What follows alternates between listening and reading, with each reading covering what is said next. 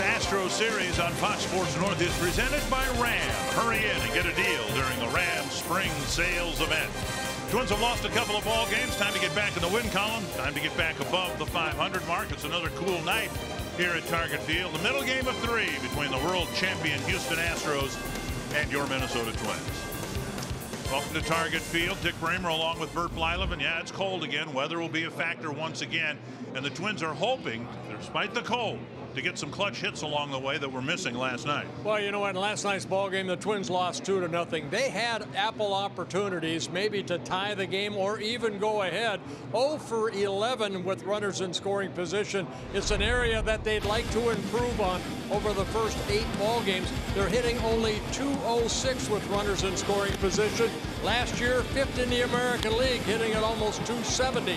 In last night's ball game against the Cy Young winner, Justin Verlander, they had their opportunities. He made the pitches when he had to. And tonight it's going to be Dallas Keuchel, also a Cy Young Award winner. Hopefully he doesn't make the pitches when he has to. Last night, Eduardo Escobar hit from the left side of the plate. Tonight, he'll hit from the right side. Right, left, doesn't matter. He's been the Twins' most consistent hitter. Well, a guy from Venezuela, he's not used to this cold weather, but he's responding very nicely. 9 for 24, the .375 batting average, and with those 9 hits, 5 doubles and a home run. So he's doing his part to try to get a Twins victory. Well, the Twins would like to get back in the win column. They'd like to have better success tonight against Dallas Keuchel than they had last night against Justin Verlander, who really toughened up in some key spots last night. We'll be back with more from Target Field in a moment.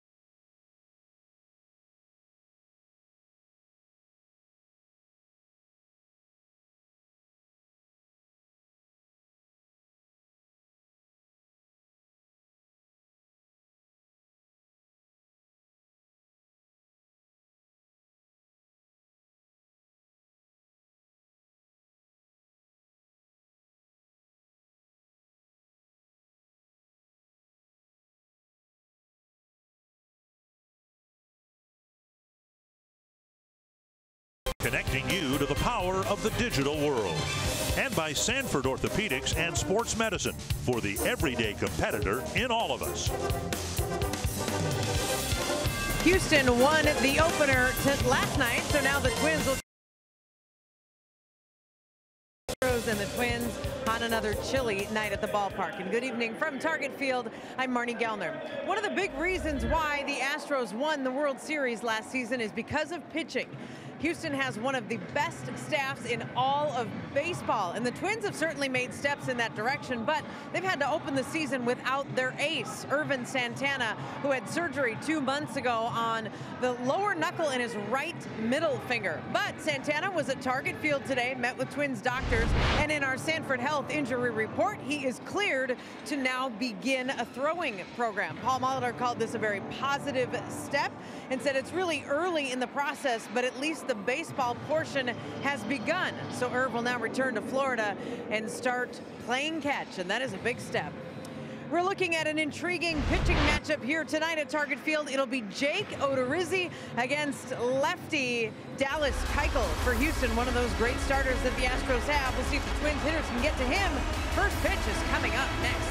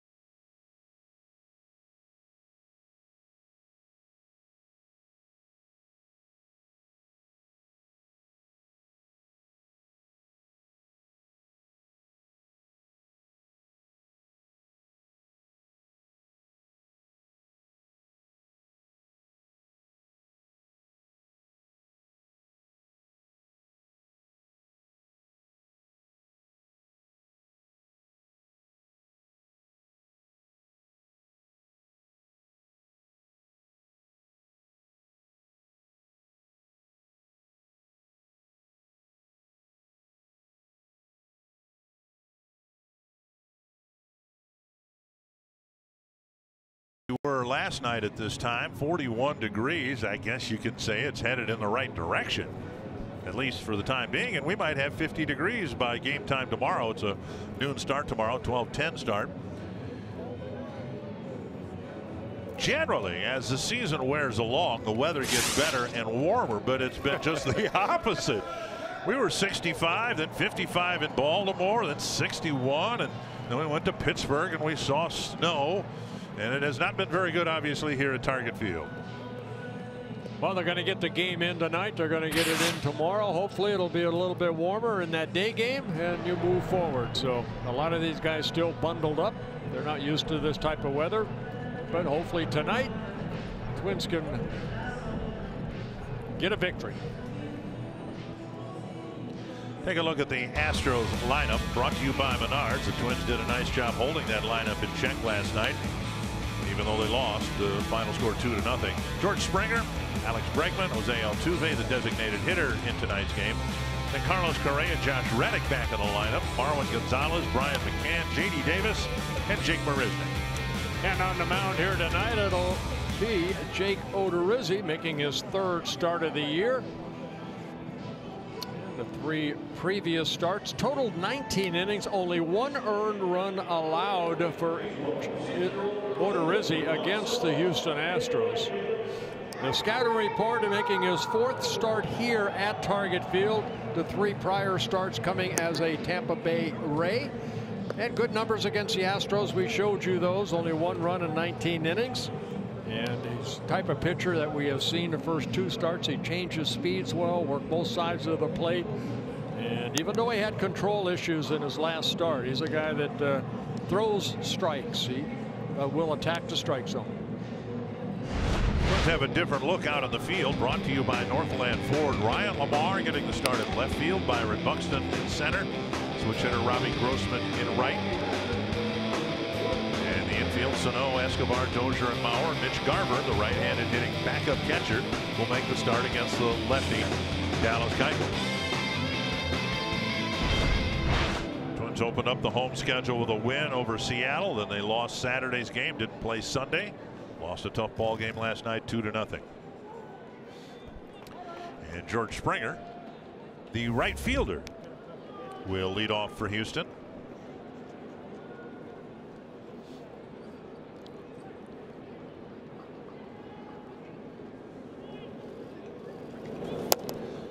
On the outside corner, strike 1. If you have not seen Odorizzi pitch, he has all 4 pitches: a fastball, that last pitch, a slider, and then he mixes in a curveball and then a changeup. Pitches up 1-1. A couple of starts for the Twins, one in Baltimore on opening day. 6 scoreless innings, couple of hits, couple of walks, 7 strikeouts, and then the numbers weren't as sharp in Pittsburgh when he had to pitch in similarly cold weather to tonight. And now 2-1. Yeah, that night in Pittsburgh, remember there's snow flurries and throughout the ball game.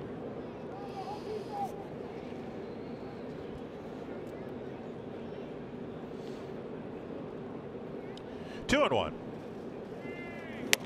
And up high now, 3-1. Lance Lynn struggled with his control again last night. And Odorizzi certainly didn't want to issue a leadoff walk to Springer here. Bregman on deck. Odorizzi getting traded over to the Twins back on February 18th during spring training from the Tampa Bay Rays. And Odorizzi beat him with a fastball up, swing and a miss, 3-2. Yeah, fastball away. Again, Odorizzi over his career pretty good at throwing strikes and high fastball. Springer tried to make it a 1-0 lead with that swing, just a little tardy. Full count to Springer. Fouled away over the Twins dugout. Yeah, you're not going to see a fastball from Odorizzi that's 94, 95. It's going to be maybe 92 tops. But again, a young man that only 28 years old. I listed him at 6'2", 190 pounds, making his 129th major league start. Another 3-2 from Odorizzi. And he walked him. A leadoff walk, putting Springer aboard here in the first. And that'll bring up Bregman.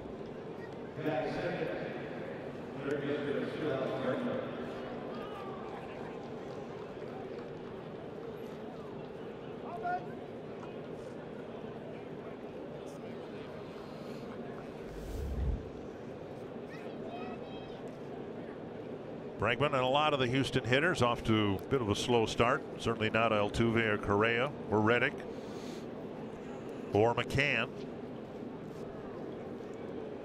But the Astros have pitched so well, they have survived some slow starts from some of their hitters, or strike 1, to get off to a wonderful start.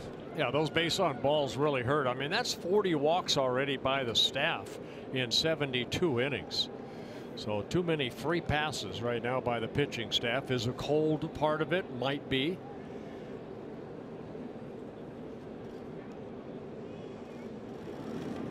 Up high, we've seen Odorizzi miss high, and we say that knowing that he pitched so well against the Orioles, pitching upstairs and getting swings and misses.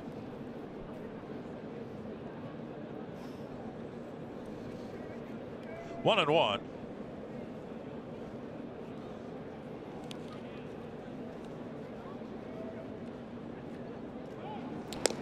And Springer back to the bag.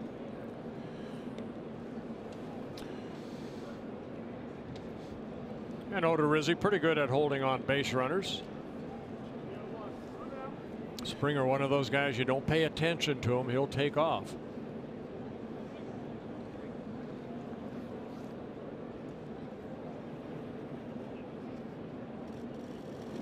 Very high again.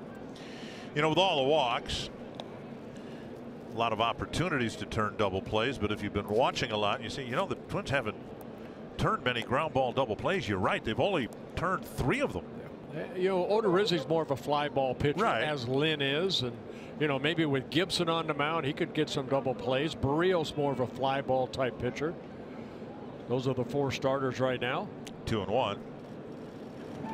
Swing and a miss. A.J. Hinch was talking about the high number of strikeouts for his team so far this year, and he, not to single out Bregman, he said the reason Bregman's striking out so much, he's doing a lot of that. He's expanding the strike zone, and as soon as they can get him funneled in and swinging at pitches in the strike zone, the strikeouts will slow down or stop. 2-2. And a foul straight back.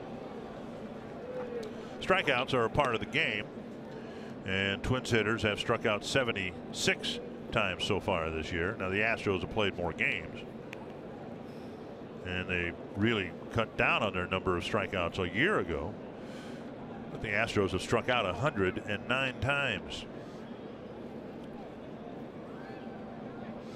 Bregman has actually struck out only 5 times in 40 at-bats, so he has made contact. Changeup got him. A big, slow, looked like a breaking ball right there. And Bregman, the first strikeout victim for Odorizzi. Take a look at this pitch right here, the big curveball. So a walk, a strikeout, and now Altuve. Good tight rotation on that breaking ball.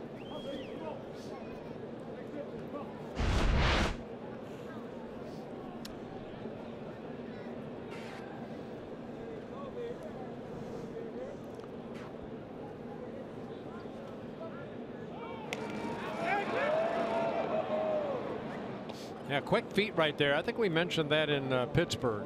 Odorizzi, very quick feet toward first base, and Springer just getting his hand on the bag. Odorizzi has 5 pickoffs in his career.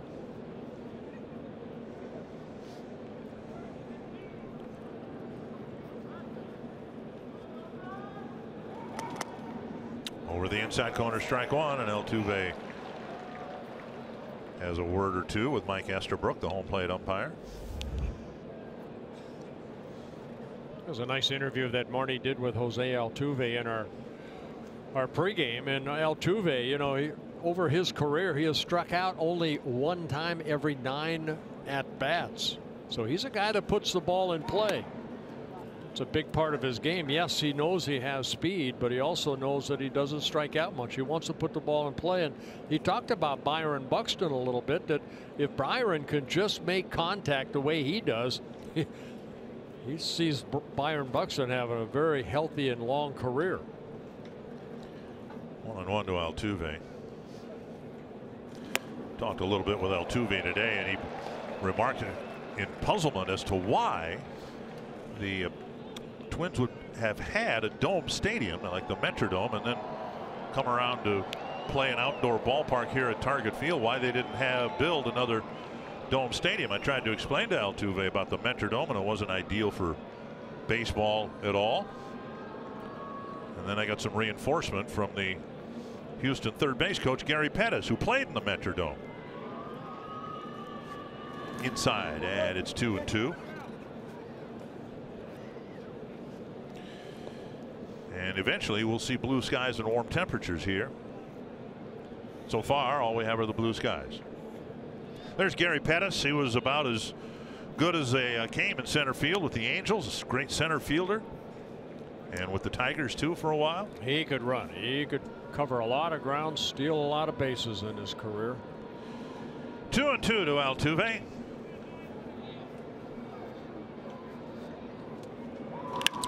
To center, and Buxton traps it. It's a base hit, and Byron was able to do what Eddie Rosario could not yesterday. At least he was able to glove the ball. Altuve sounded like he cracked his bat, but he got a base hit.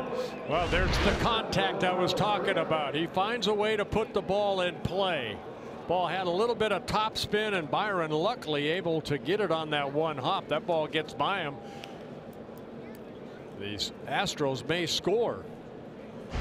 Springer hustling to second after the ball hit the turf. Our Dairy Queen combination.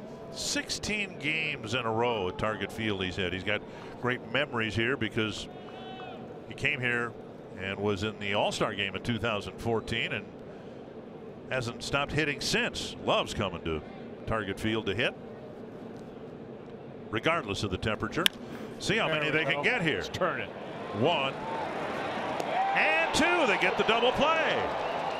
Just the 4th the Twins have turned, and Odorizzi gives up a walk and a hit, but no damage done in the first.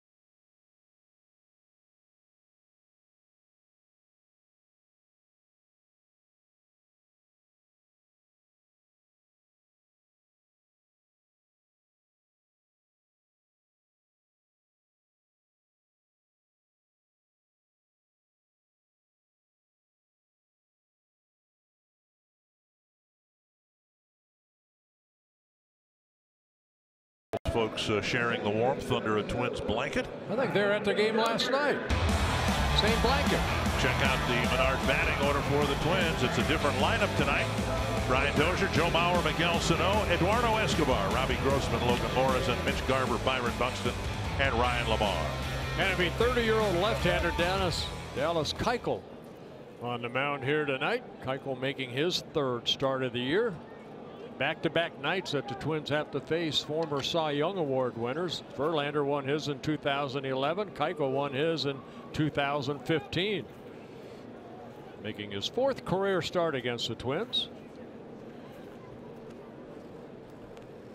Dozier takes a strike on the outside corner. Twins didn't face Keuchel last year. They did face him in Houston a couple years ago and really handled him well. They forced him to throw a lot of pitches, drew a lot of walks, ended up beating Keuchel. Tapper up the line. If it stays in the grass, it's a base hit. Wow. Oh, a great play by the 3rd baseman Bregman, and we'll see whether the Twins challenge that. That looked like a base hit from the get-go. What a play right there by Bregman on a cold night. Of course, the infielders, outfielders, your hands are cold. You have to be able to grab this ball the best you can on the run. Put something on it over to Davis. Twins have to see something absolute here, and they will not see anything that will cause them to challenge this after the first at bat, I don't think. Well, Paul Molitor's called him in. They think they've got a challenge here. So a gamble after the first at bat of the game. The Twins are potentially burning a challenge. Well, let's see Brian's left foot. Does it get to the bag? Yeah, every bit as much as Bowers did at second base last night. Well, again, the ball has to be in the back of the glove. And Davis stretching out. It looked like Brian able to get that left foot on the bag. This should be the definitive replay right here. Foot's on the bag. He's down. And the ball is appears to be a foot out of the glove yet.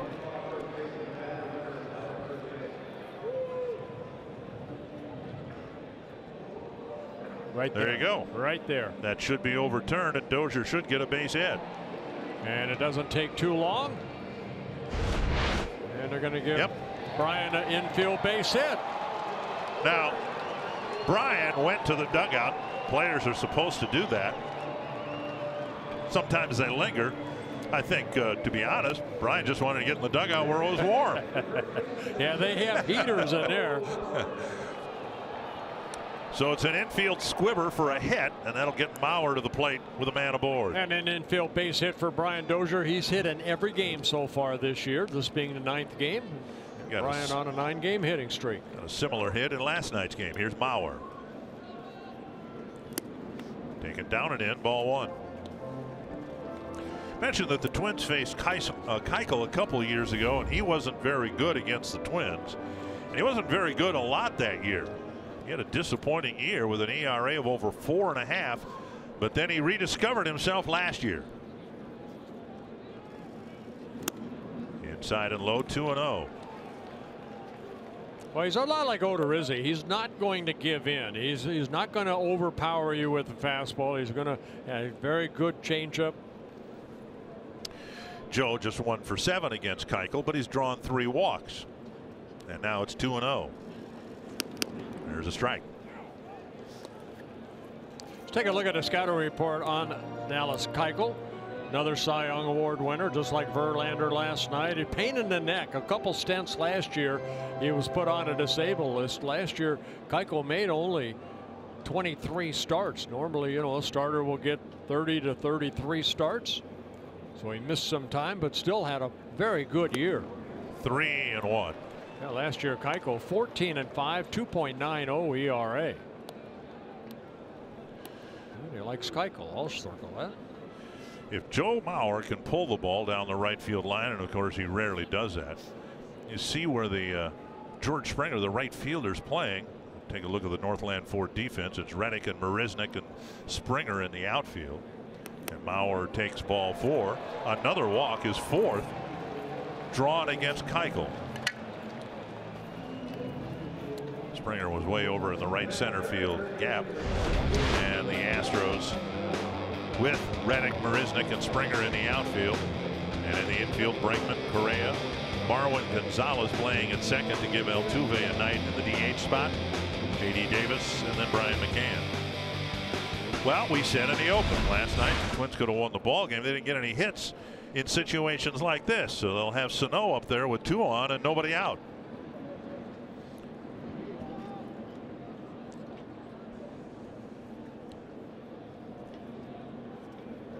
Checked his swing. Did he go? They don't even appeal. Ball 1. I think Keuchel fits the mold of left-handed pitchers that don't have overpowering stuff, and they show you inside and get you outside. Is that correct? Fair to say? Yeah, he has that little bit of a screwball away, and then his out pitch really is that slider down and into right-handed hitters. But you have to be able to get ahead in the count to be able to do that. Yeah. 1-0. That pitch right there. That's what you're talking about, Dick. He's not afraid to pitch inside, and you can see McCann sitting inside, and there's that nasty slider. It's the same as a right-hander throwing the breaking ball down and into a left-hander. 1-1 to Sano. I'm going to say it again. Steve Carlton had the best one I saw. Ron Guidry had a very good slider.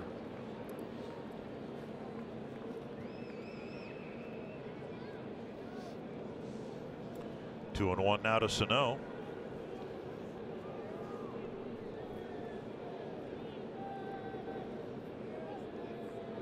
Sano almost hit a 3-run home run last night against Justin Verlander.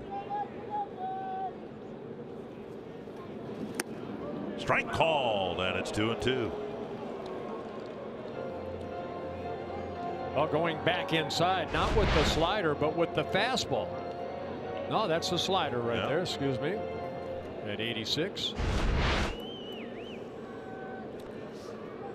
Verlander was outstanding again last night.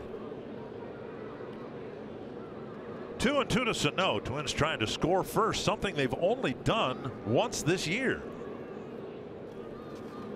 Big swing and a foul.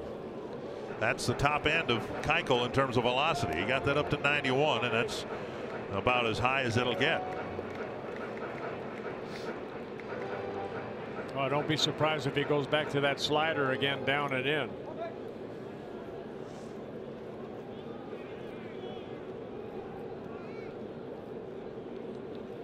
Hoping to deliver a hit here and get the Twins the first lead. Yeah, watch McCann move. Check swing. Did he go? No. And it's a full count. Hey, went back to the slider, just down a little bit, and Sano laid off of it. Last night from the right side, that's how Verlander struck him out the first time with a breaking ball down and away. Well, that's a strikeout pitch right there. Good job by Sano laying off of it.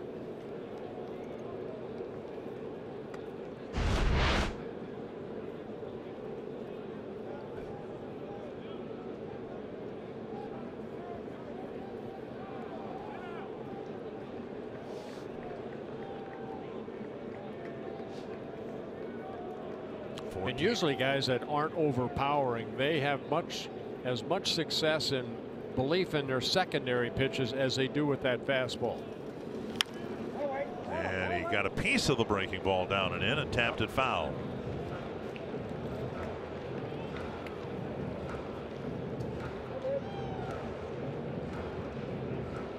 What I mean by that is, you know, guys can come up and throw like Nolan Ryan. He could throw, you know, 100 miles an hour and trust his fastball. But when you can't get that ball up to, say, 94, 95, you're going to have as much confidence on your secondary pitch as your fastball.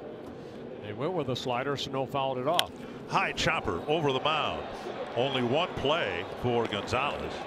With the runners moving up, Sano is retired, second and third, with one away, and that'll bring up Escobar. And you see he pulled the string right there. It was a changeup, and Sano a little out front, but able to advance the runners with that high chopper over the mound. You know, I don't know that he threw the changeup before this pitch. Yep.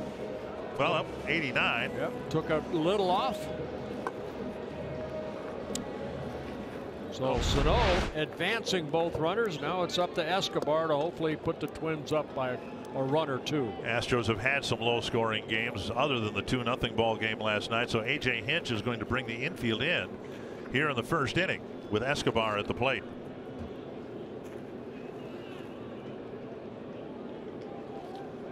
Escobar 3 hits and 7 at bats against Keuchel with a home run. Driven deep to the right field corner. It's chased by Springer, and he makes a fair ball catch. A run will come in, everybody moving up, and Escobar gives the Twins the first lead. Nice play by Springer in the corner. Yeah, Escobar driving in his 7th run of the year, jumping on that first pitch. Springer doing a good job. You know, he's got to make that catch. He doesn't know if it's foul or fair. You can see kind of give away a little bit, but able to get the ball in the glove. Dozier scores. Well, the challenge that the Twins executed successfully on the Dozier number leads to a run. And now here's Grossman. Fastball, strike one. Mauer at third with 2 down. The last 3 games the Astros have played, they've won the ball by scores of 1-0, 4-1, and 2-0. So to get a first inning run is significant. You've broken the ice, no pun intended, here in the first inning. 1-1. Against a very good pitching staff too. Combined 1.82 ERA as that pitching staff for the Astros over their first 11 ball games. Grossman just 1 for 10 on the year with 5 strikeouts. And time called.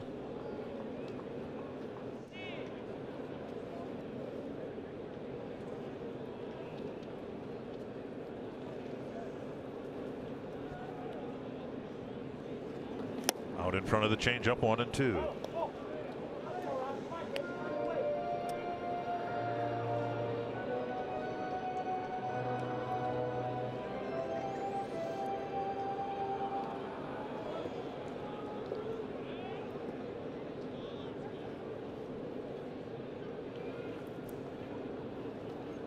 checked his swing, and a foul tip that got a little bit of McCann.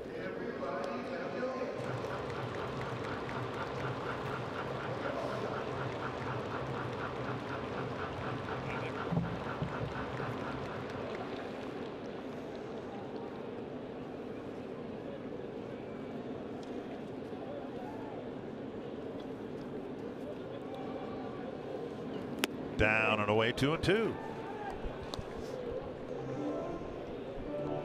Well, already 21 pitches for Keuchel, and this is kind of what the Twins did to Keuchel in Houston a couple years ago.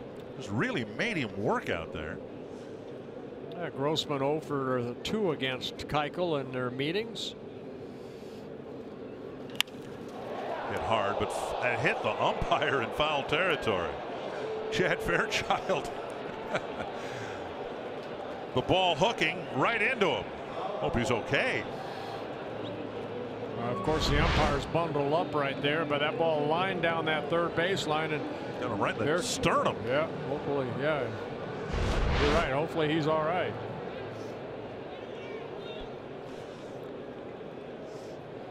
And you put the mask up in case we have any lip readers out here in our viewing audience. Ouch! Ouch! Yes, something like that. 2-2. That's to the gap in left center. Reddick is cutting over. He won't get there. Grossman with a 2-out extra base hit. And he will slam on the brakes with an RBI double. And the Twins take a 2-0 lead. Well, Grossman with his first extra base hit of the year, driving in his 3rd run. The former Houston Astro. Little payback. That's that slider right there. Grossman weighted back nicely. And Reddick out in left field. That ball had seemed like some slice on. You see where he's shading him that way. Yeah. And the ball just drifted away from him all the way to the warning track. So the Twins take a 2-0 lead. And because the first run scored on what would have been the 3rd out, it was only the 2nd out. These 2 runs and any subsequent runs, all the result of the successful first inning challenge. Here's Logan Morrison. 1 for 23 on the season. And by Astro standards, a conventional defensive alignment against Morrison. 6 strikeouts in the 23 at bats. He just hasn't hit much of anything hard. Yeah, Paul Molitor putting him in the lineup as against a left-hander because he's had good success against Keuchel. 4 hits in 11 at bats with a home run.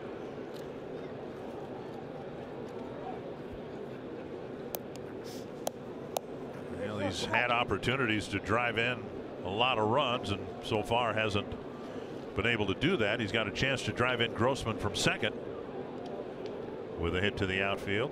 1 run batted in on the year. And he takes a strike, 2-1. Couple of walks, hit by a pitch once. When I asked Morrison when we were in Baltimore before the first game what kind of a starter he was to a season, he said he's had years when he's been hitting the ball really well at the start, and then he's had some years like this too where he's gotten off to a slow start. Yeah, no hitter wants to start off the way he has, so hopefully he'll start. Sometimes it just takes a little bloop here or there. Big swing on an off-speed pitch.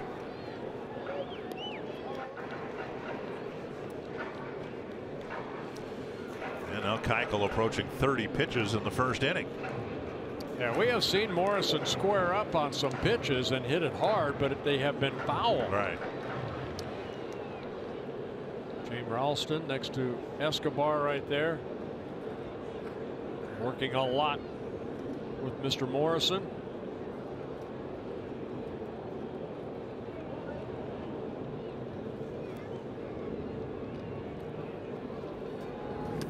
Three and 2 with Garver on deck.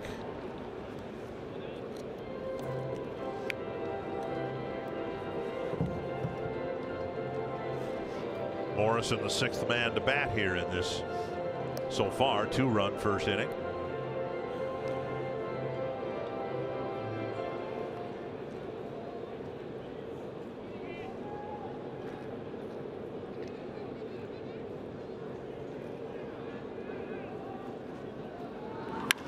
Sharply hit right to the shortstop Correa. Hard ground ball for the final out.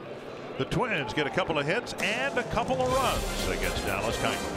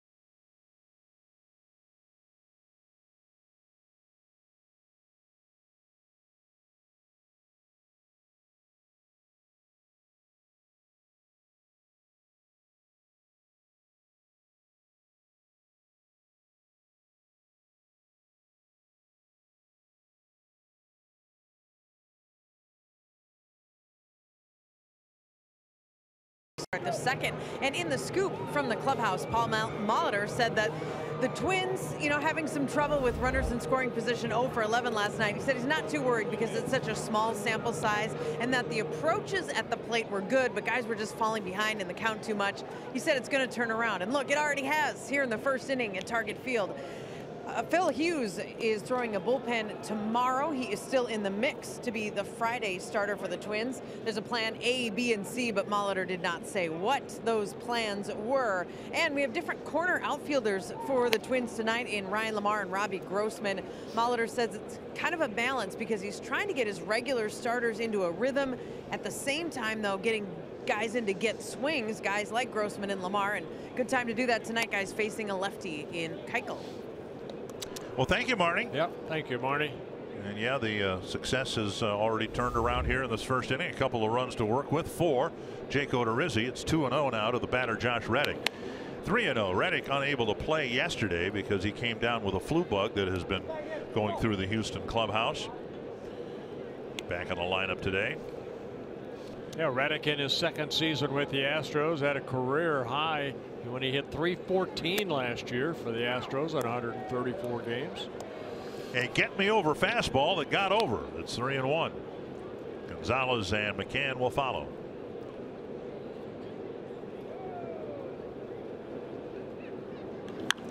Fouled away into the seats, 3-2.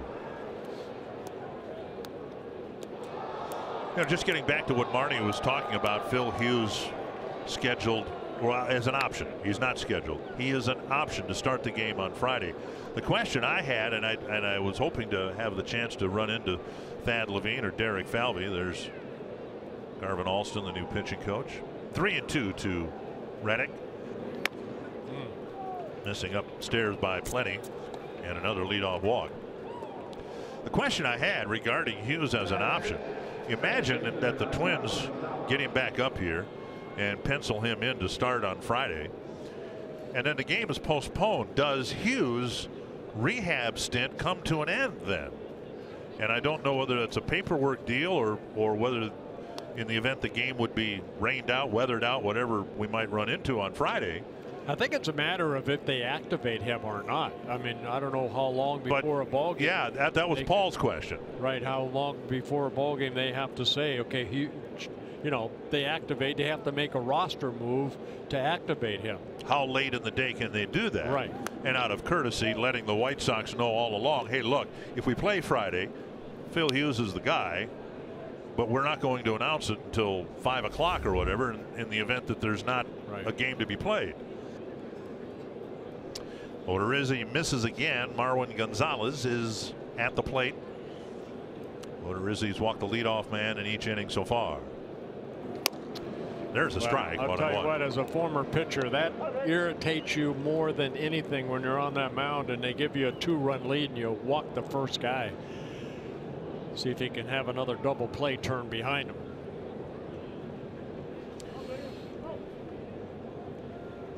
Mauer holding Reddick on. Twins on a pull shift in the infield.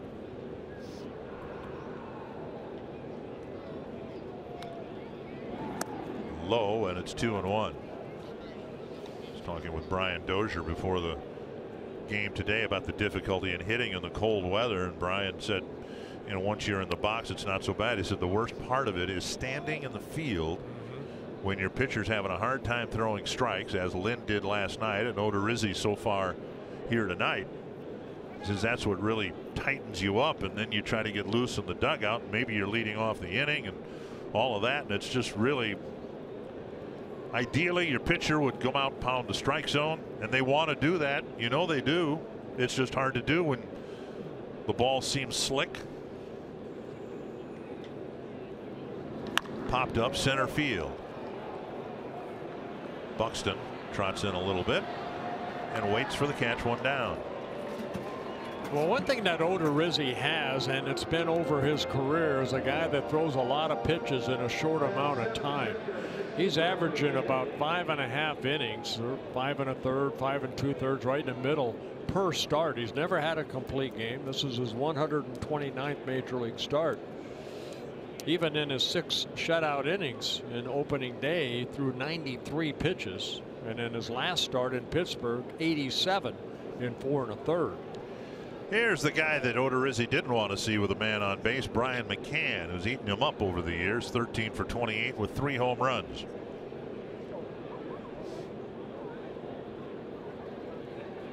Off speed pitch over for a strike. That's mainly when McCann was with the New York Yankees and Odorizzi with the Tampa Bay Rays.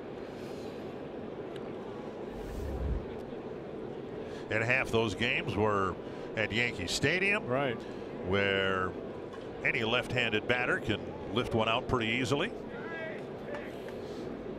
And a lot of right-handed batters, I understand, in New York are going to be hitting it out pretty easily too. Yeah, Stanton kind of likes going that way. So does that guy named Aaron Judge. Gary Sanchez. Yep. 1 strike to McCann. There's a high fly to right. Retreating is Grossman, still on the grass. There's the catch. A bluff tag from Reddick. Strong throw by Grossman. That's a strong throw from Robbie Grossman in right field for out number 2. Yeah, McCann gave it a ride right there, but with a cold air, I think that ball helped. But a little out front of that, looked like something off speed. McCann hit that fly ball, and Grossman did a good job of getting that ball back in quickly. That's 8 rows back at Yankee Stadium. Yeah, you're right. There's J.D. Davis. Davis hit the ball well in spring training, had been struggling, got a big hit driving in the first run last night. Whistled a single to left field.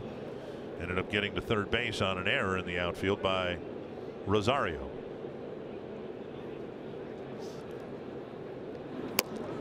Strike on the outside corner. Yeah, Davis, 24 years old, signed by the Astros in 2014 out of Southern California, Cal State Fullerton. Astros return home, and they think that by Friday, Yuli Gurriel will be back with them. He's on the disabled list, rehabbing a broken hamate bone.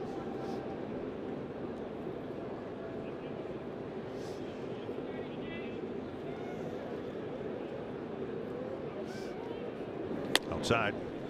It seems as if so far here tonight, Odorizzi's only thrown 33 pitches, but he's got much better command of his off-speed stuff than he does his fastball. His fastball is what's gotten him behind in the count and has led to a couple of walks. He's had better success throwing strikes with the secondary stuff.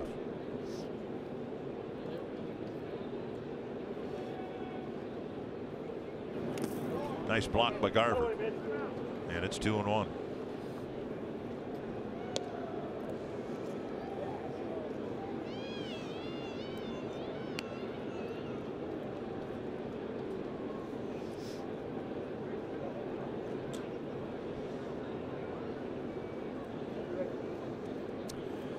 as was the case with Lynn last night, about half strikes, half balls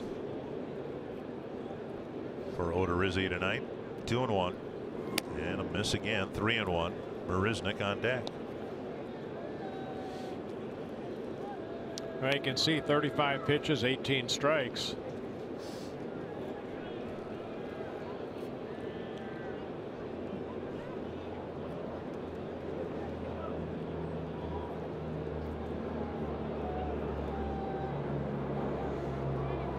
Carver sitting away. Cracked foul, 3-2. And now the runner at first. Reddick will take off early.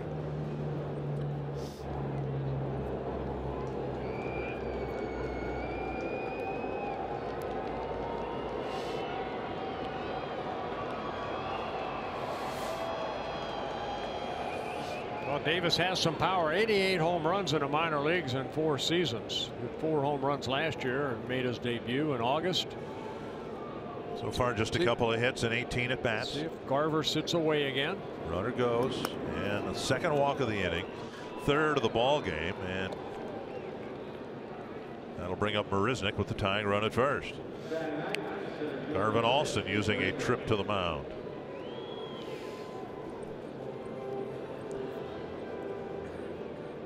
Really hasn't been an issue in the prior 8 games. I think the Twins have never had fewer than 4 mound visits by the end of the games in Baltimore, Pittsburgh, and here. Yeah, I think what we have seen, because of the 6, mound visits cap that they put on now, that pitching coaches, managers, and infielders, they kind of watch going out to the mound. Sometimes I think we saw it in Pittsburgh where their starter was struggling and nobody went out there because they didn't want to use a mound visit. 2 aboard, 2 out. Here's Marisnick. Off the plate, ball 1. Marisnick, the number 9 batter, hitting sub 200, but he's got a couple of home runs. Marisnick and Correa leading the team with 2 home runs. 1-0. Another breaking ball, and as soon as I complimented Odorizzi and his ability to get the breaking stuff over, he's been misfiring with that too.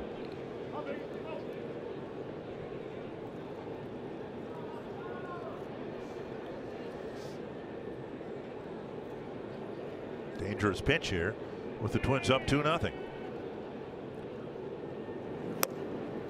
3-0 with Springer on deck. He's trying to clip the outer part of the plate, but just missing.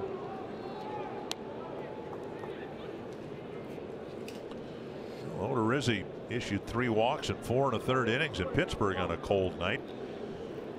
Well, he's dangerously close to issuing his 4th walk already here tonight. There's a strike on the outside corner.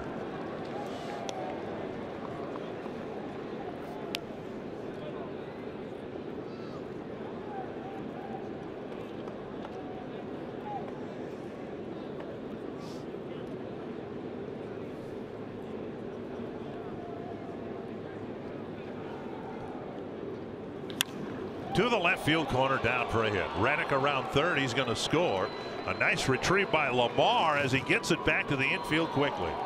A run for the Astros and a good play by the left fielder, holding Marisnick to a single.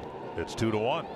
Well, he fell behind on the count. He threw a fastball away. This fastball too much of the plate right here, kind of came in. You can see right into the swing of Marisnick, and he lines it over the head of Sano. And you're right, Lamar did a good job right here, cutting it off and getting it back into second base. The runner, Davis, was sliding into third, or else Gary Pettis may have seen the throw going to second and wheeled him around third. But as it is, a really good play by Lamar. And now here's George Springer, who walked to open up the ball game. Swing and a miss on a fastball. 92 out of the hand of Odorizzi.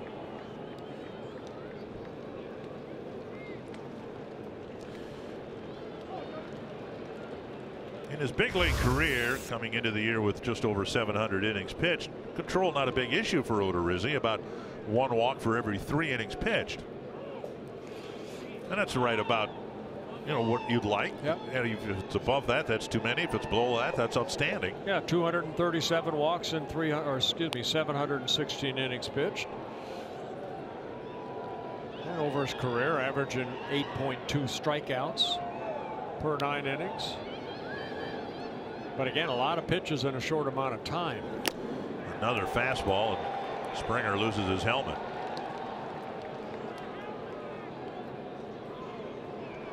And at least Odorizzi here will work ahead on the count. Well, there's that good fastball away.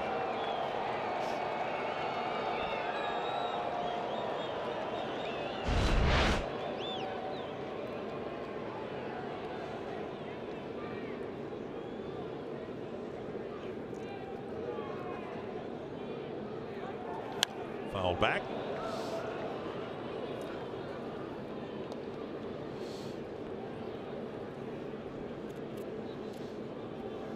You know, last night's ball game, Lance Lynn threw 46 pitches in the first 2 innings. I believe this will be number 46 for Odorizzi. First time through the order, Odorizzi issued 3 walks, gave up a couple of hits. Now 0-2 again to Springer. And protecting the plate, he stays alive.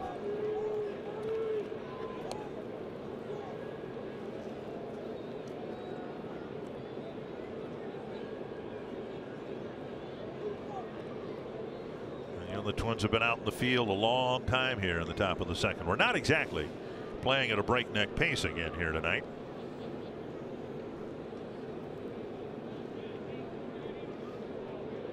I blame it on the mound visits. We've had 1. Yeah.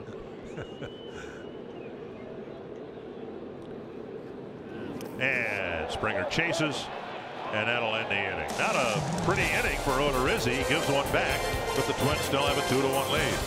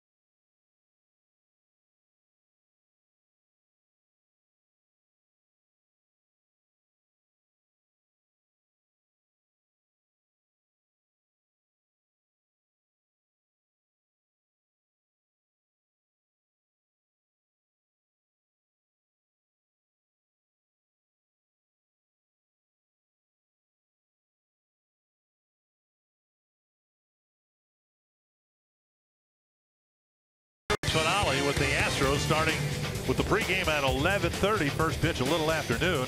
And at 5:30 we have game 1 of the Stanley Cup playoffs with the Wild in Winnipeg facing the Jets on Fox Sports North Plus. At 6:30 the Wolves and the Nuggets, which is in essence a playoff game. The Wolves need to win to get into the playoffs, and they'll be right over there at Target Center. So we'll get things started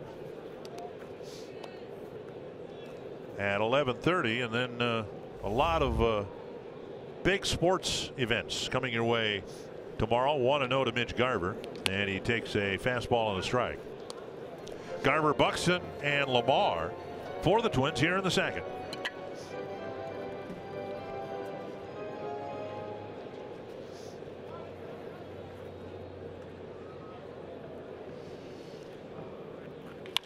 Sharply hit up the middle, and Garver has the third hit for the Twins. They got a leadoff single and a couple of runs in the first.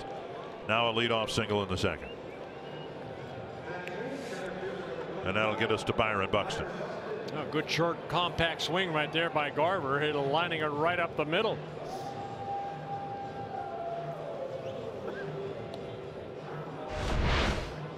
Let it get into that strike zone, and then good solid contact. Got to the outfield very quickly. And now Buxton.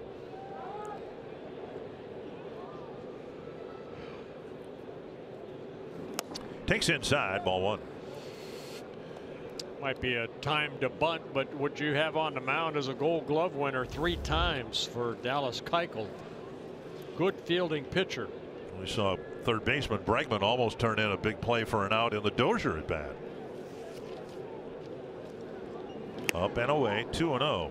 Buxton has 5 hits. He legitimately has had 5 or 6 line drives caught. Now that's all going to happen, of course, but I think Byron's had better at bats than his 161 average would tend to indicate. And a strike call. But he has not drawn a walk yet. And I think the Twins would like to see Byron become better at that without taking away his aggressiveness.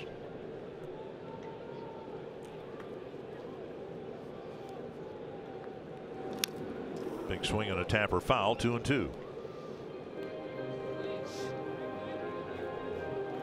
And I think Altuve in the interview with Marnie basically said, hey, you know, if this guy just makes solid contact or more contact, he's going to be a good one.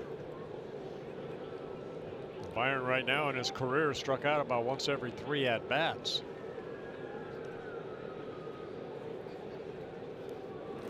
Ooh, fouled back and over the shoulder of Lamar near the on deck circle. And Keuchel's approaching 40 pitches thrown. He's only recorded 3 outs. Yeah, 29 pitches in the first inning for Dallas Keuchel.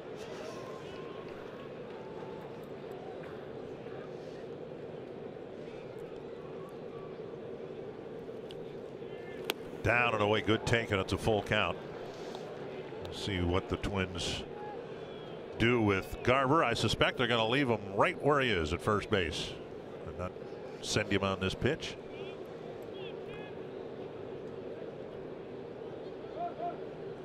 Right side of the infield is open. And a tapper foul. A couple of things in play here. One, Keuchel's got a good pickoff move. He's left-handed. It's harder for the runner to get a good break toward second base anyway. And then realistically, you send the runner to stay out of the double play, but what are the chances they're going to turn a double play with Buxton flying down the line anyway? Right. Another 3-2 to the Twin center fielder. Dribbled to the right side.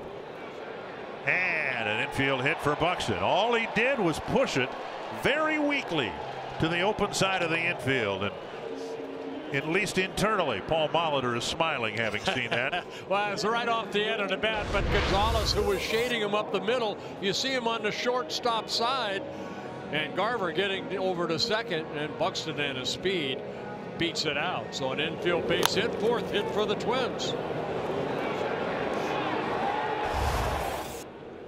And now Ryan Lamar, who opened eyes in spring training by hitting nearly 500. And the thought was, well, he couldn't possibly hit the ball that well once the regular season started, and in very limited duty he's hit the ball even better. He's 4 for 6. Yeah, 4 hits and 6 at bats, and see what he tries to do here. See if the Astros may be looking for bunt. First baseman Davis is in on the edge of the grass.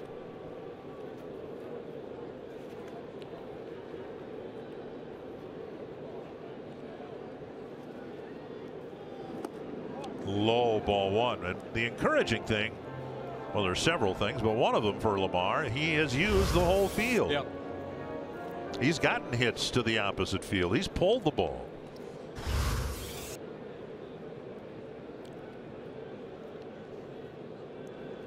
(1-0) to Lamar. Big swing and a miss.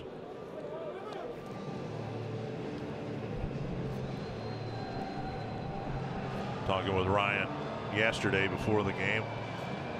He grew up in Michigan, and there, if you're a high school baseball player, you run into the same situation we do here in Minnesota. Sometimes the first time you get outside is for your first game, practicing in gyms. There's a strike on the outside corner, 1-2. Hey, he's out of the University of Michigan, so he's probably used to this type of cold weather. Signed by the Reds in 2010, came up with the Reds for 21 ball games in 2015. Also a handful of games with the Boston Red Sox and the Oakland A's. He's gotten 4 hits and struck out twice in 6 at bats. And he strikes out, leaving runners at first and second. 1 away. Oh, Keuchel picking up his first strikeout, coming at the right time for him, with runners at first and second, nobody out. And the breaking ball. And Lamar goes down swinging. Another situation here in the second where the Twins have a runner in scoring position. Keuchel gets a strikeout of the number 9 batter and now has to face Dozier. Hit a squibber up the line, and after a challenge, Bryant given credit for a base hit.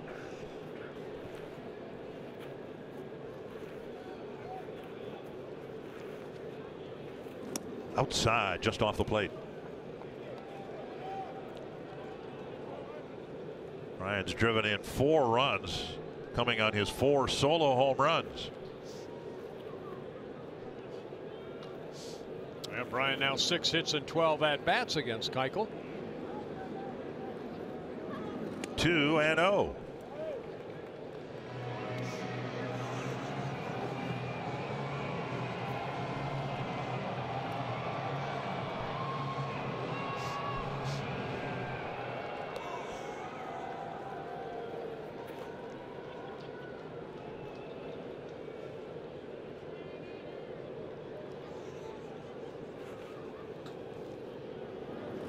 Dug out by McCann. It's 3-0. Bauer on deck.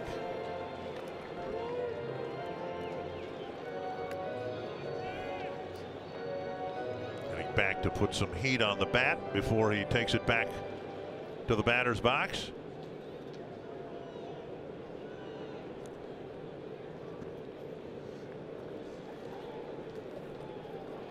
See if Dozier's green lighted here. I would think he would be, with good numbers against Keuchel. A 4-pitch walk loads them up for Bauer. The Twins have 4 hits, a couple of walks, and Paul Mahler is coming out to talk as Brent Strom is going to the mound. I don't know if whether he has noticed something about Keuchel's delivery. Well, they're kind of looking out toward right center for some reason.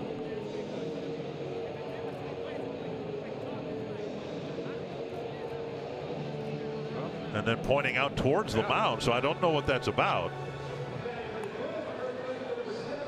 And I haven't noticed whether Keuchel maybe wasn't stopping in his delivery. Well, now the 2 managers are trying to agree with something involving the number 2, and I don't know what that would be. There's no contention between Hinch and Molitor, but you saw A.J. Hinch hold up 2 fingers, and Paul, lip reading, says, yeah, I think so. Mound visits? I'm guessing that's what it is. Bauer takes a strike over the inside corner. The scoreboard has 5 mound visits left for each team. And I believe the contention was from the Twins dugout that the Astros had used 2 of them. 1 strike to Bauer. Checked his swing 1-1. Hey, it was a couple years ago, and I, hardly remember what I had for breakfast this morning, but this is exactly how the Twins handled Keuchel in Houston a couple years ago. Took a lot of pitches, ran his pitch count up. Yeah, already 50 pitches, 28 strikes. 1-1.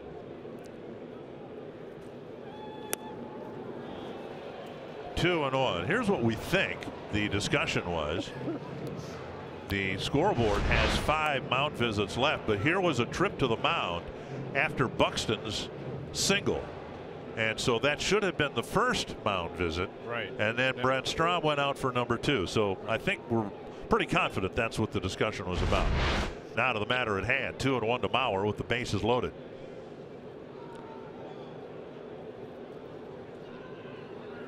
Low, and it's 3-1.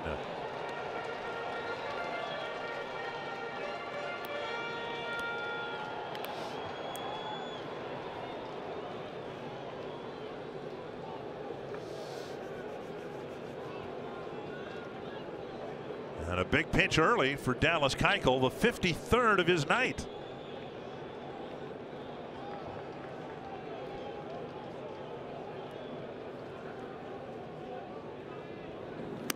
Ball 4. He walks in a run, and it's 3-1.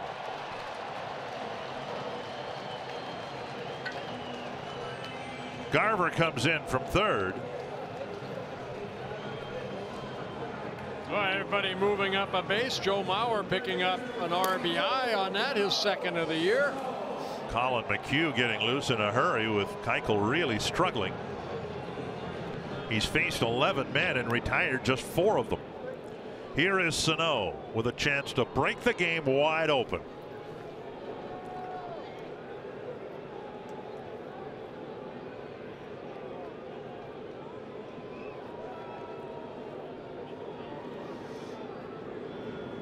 Out in front, strike 1.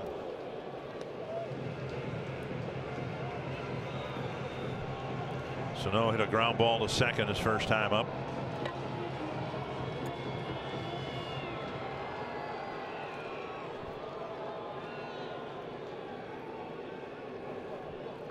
Advancing runners from first to second to third.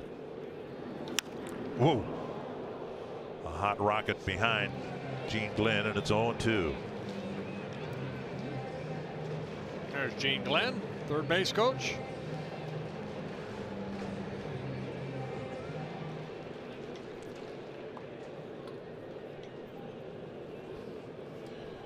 Buxton, Dozier, and Mauer on the bases. Only 1 out in the inning.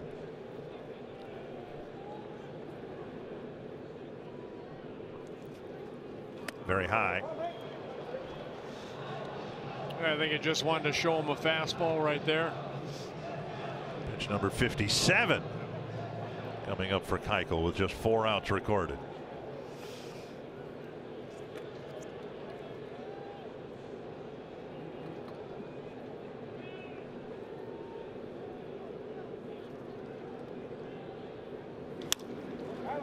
The line, foul.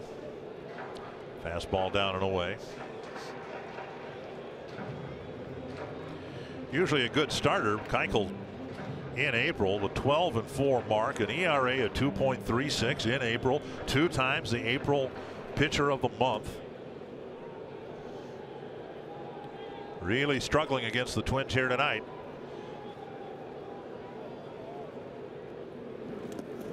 Nice block by McCann. Came into the game with 995 and 2/3 innings pitched, and it was a foregone conclusion that he'd get to 1,000 innings pitched here tonight, but not the way he's going. It did pick up his 800th strikeout, that coming Lamar earlier this inning.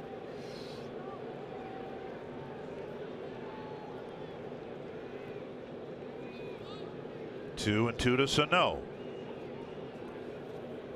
Half swing, but he went. And a big strikeout for out number 2. That'll leave the bases loaded for Escobar. Oh, he went back to that slider, down and in, and Sano unable to hold up. Mike Estabrook, the home plate umpire, calling it himself.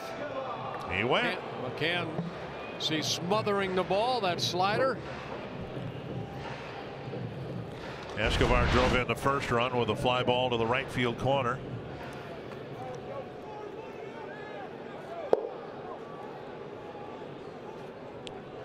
Escobar just 3 at bats from this side of the plate, 1 for 3.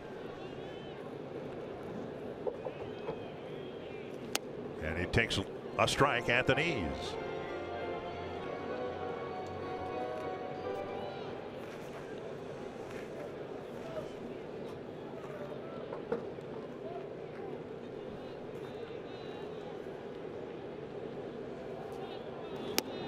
On the outside corner, 0-2.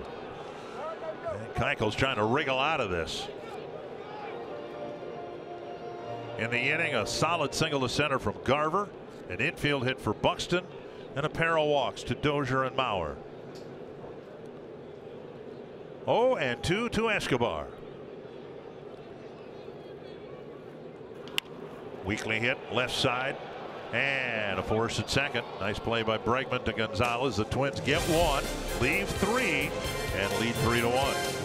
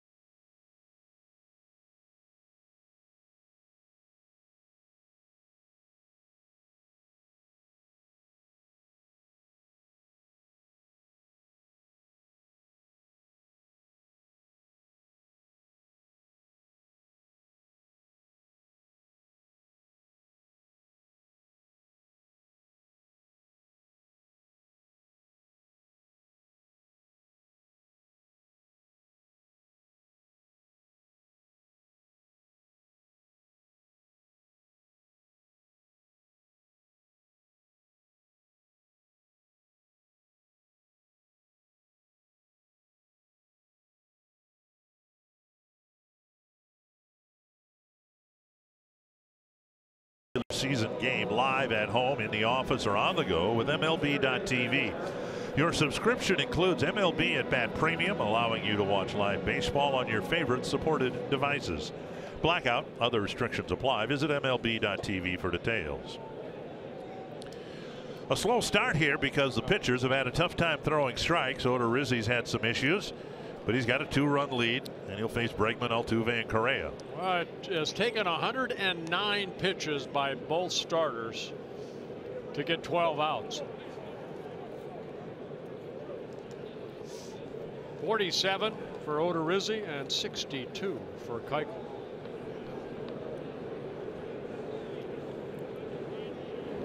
Outside of ball. This is 2 innings right here. My goodness. That's a lot of pitches. And Odorizzi falls behind Bregman, 1-0. Up high, says Mike Esterbrook, 2-0. Bregman struck out swinging his first time up.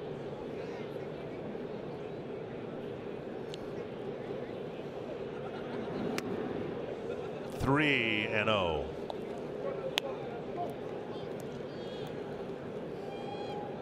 Lance Lynn didn't use it as an excuse afterwards. He said he was terrible. He's the worst start he's ever had to a season. There's a strike.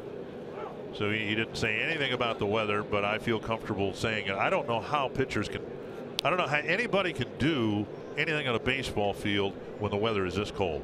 Well, a lot of pitchers now saying that the ball is a little different than it was last year. Seams aren't as high. And there's a walk number 4 for Odorizzi. All 3 innings so far, he has walked the leadoff hitter.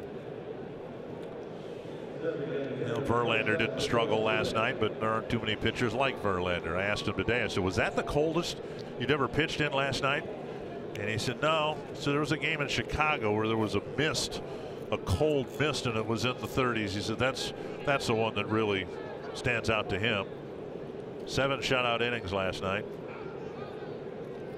Here's Altuve.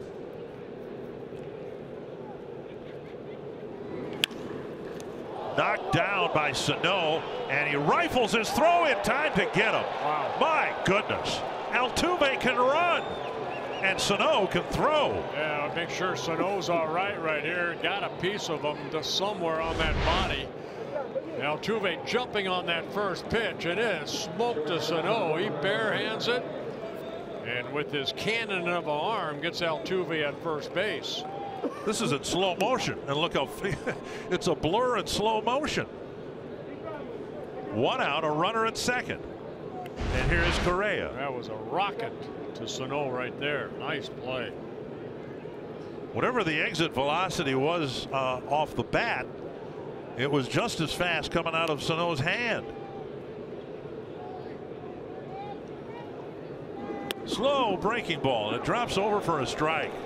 72 miles per hour. That's the same pitch that struck out Bregman in the first inning, that big slow curveball.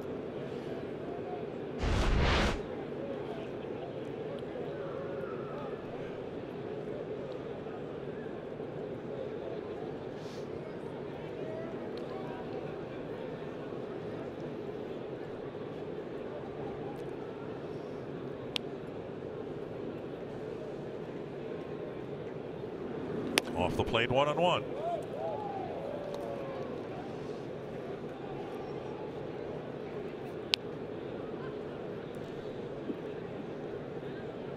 "55 pitches, 28 strikes."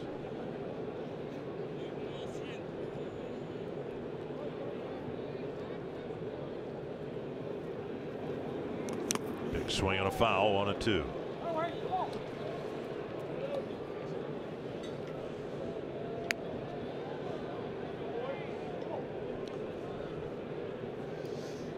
This young man's going to be fun to watch over the years. Just 23 years old. Correa, Rookie of the Year back in 2015, made his first All-Star team last year.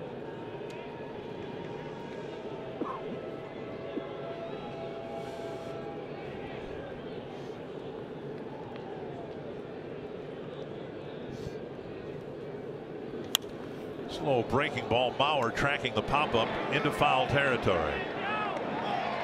And that's out number 2. That's been a really good pitch. Maybe Odorizzi's best pitch. He hasn't thrown it that often, but that slow breaking ball has gotten him some strikes and some outs. I think that's the third one he's thrown in the ball game. He struck out Bregman in the first inning on it, and then this is the second one to Correa, and this one he pops up. Reddick drew a leadoff walk in the second, came around to score.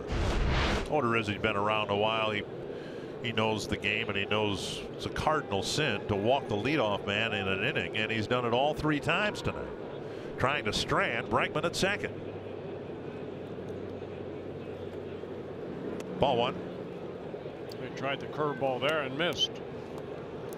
So trying to mix in a pitch that he's had a little bit success with. Missing with the fastball.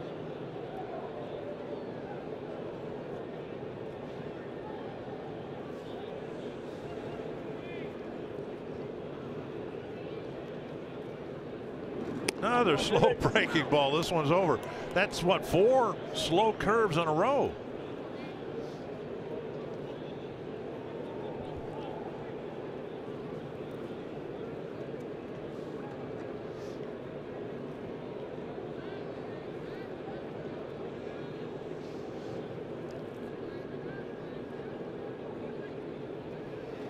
Now a fastball down and away. Might have been the splitter.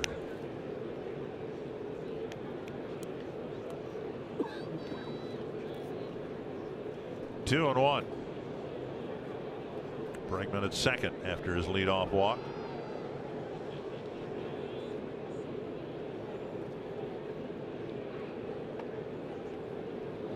That drifts outside. 3 and 1. Marwin Gonzalez on deck.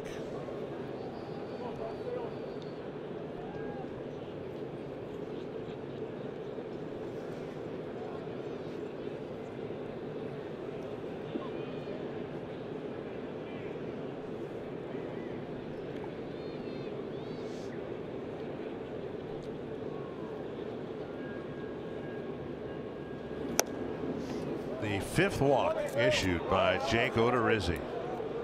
First and second, 2 down, and now Gonzalez. It ties a career high for Odorizzi and walks with 5. It's the 4th time he's had a ball game where he's walked 5 in a game.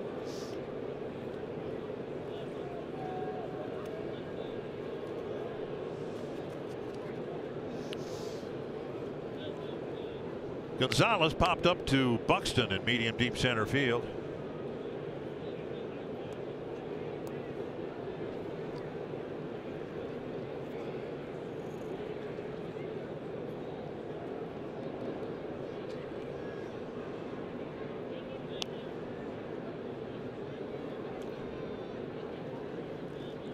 Slow breaking ball for a strike. It's almost an ephus pitch. I mean, it comes in that slowly. Yeah, it's about the only pitch he's been able to have any consistency with. But all that said, you don't. I mean, Gonzalez is a good hitter. You don't want to throw him too many in a row, do you?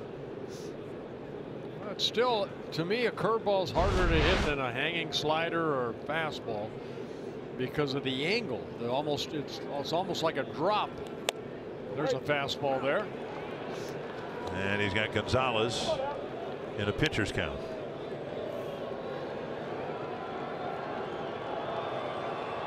Well, it's kind of the art of pitching. You know, if your fastball's not working, go to your other pitches and see what's working. It's just taking them a lot of pitches to find out. Number 65 hoping it's the last pitch of the top of the 3rd. You see Garver going through a set of signs. Odorizzi has not agreed yet.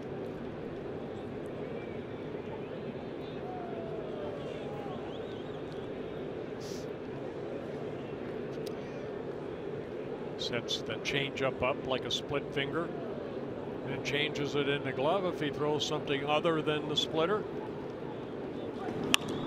Popped up. Escobar out. Lamar coming in. Escobar wants it. He's got it. And again in the 3rd, Odorizzi pitches around some control issues, and the Twins lead 3-1.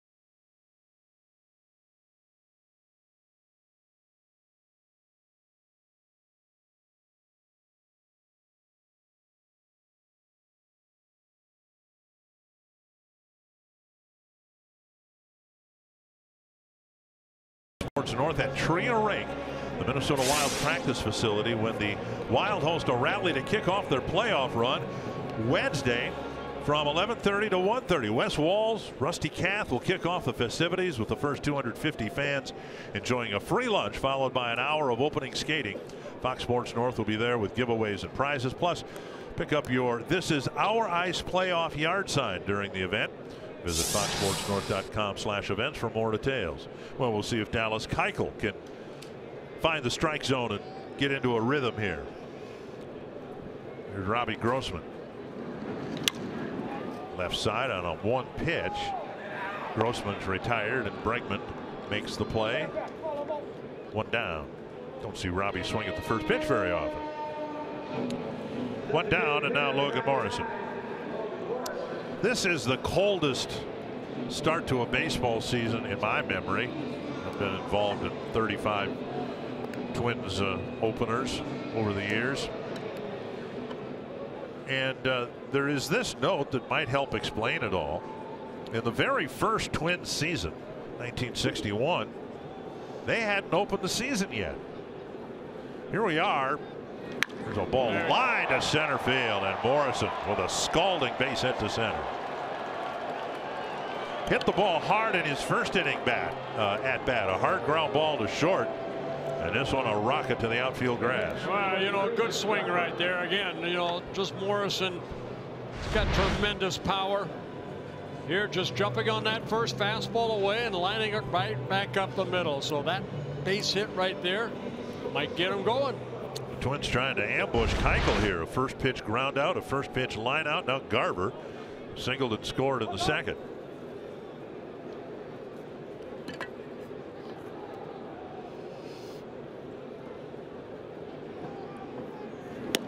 Strike on the outside corner. So when the Twins moved here from Washington, D.C., they went to Yankee Stadium to play their first game. Beat the Yankees behind Pedro Ramos. And that was on April 11th. Right. Yeah, I remember back in the 70s at the old Met, we wouldn't start till maybe, you know, the 9th, 10th in that area. Deep but foul. But I remember I opened up a game at the old Met, and the next 2 days were snowed out. So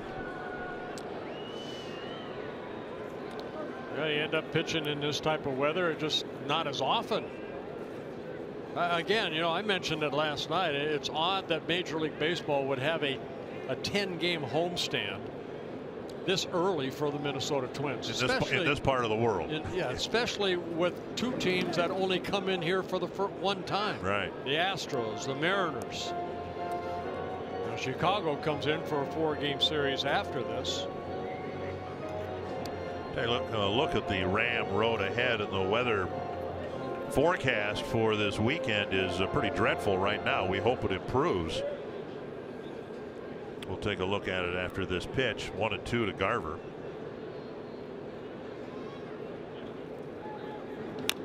And a bouncer foul. A day game tomorrow. It's actually going to feel like spring tomorrow. I think they're talking about temperatures in the low 50s tomorrow. And then Thursday looks to be okay, and the weather starts getting messy on Friday. Yeah, it doesn't look good for the weekend, I understand. And then Sunday, the team will fly to Puerto Rico, play games Tuesday and Wednesday. And we will certainly be warmer. We hope it'll be pleasant for those 2 games, and then indoors in St. Petersburg. Down and away, and it's 2-2. Twins seasons have started as late, and this is back in the 60s, but as late as April 14th. Excuse me, April 15th in 1972. 2-2 to Mitch Garver. To the right field corner, spinning into the seats. Yeah, spring training usually started around February 15th back in the 70s, but then we would almost have, you know, 7-8 weeks before we'd play our own game. Did you do any barnstorming, or you work your way up to the northern climes at all? We did. We opened up in New Orleans one year. We went to the Kingdome, or the Astrodome in Houston one year. And a called third strike, 2 down. Well, that's not exactly the northern climes. Well, I mean, hey, it's a matter of getting there. You know, Calvin Griffith was the owner. We had to bus. We just stopped along the way. But no, I mean, the bologna sandwiches tasted nice, didn't they? Yeah. What bologna sandwiches? I thought you were going to correct the plural part. Maybe got 1, but not 2. Here's Buxton. Buxton with an infield hit, his first time up.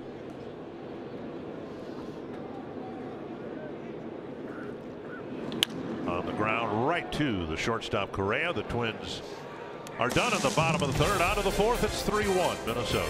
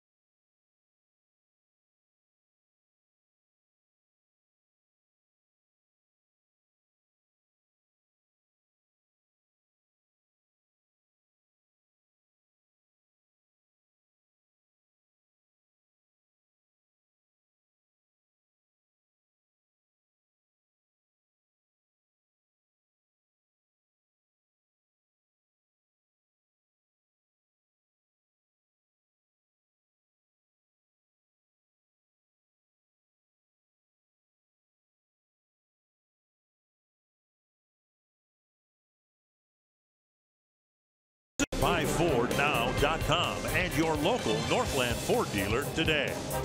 By Grand Casino, the best stories start here. And by Menards. Save big money at Menards on all your home improvement needs.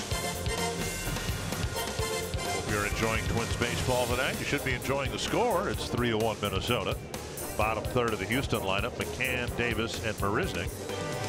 I believe that was out in the catch, isn't it? Straightaway center. Out in center field, yeah. McCann hit a fly ball to right his first time up.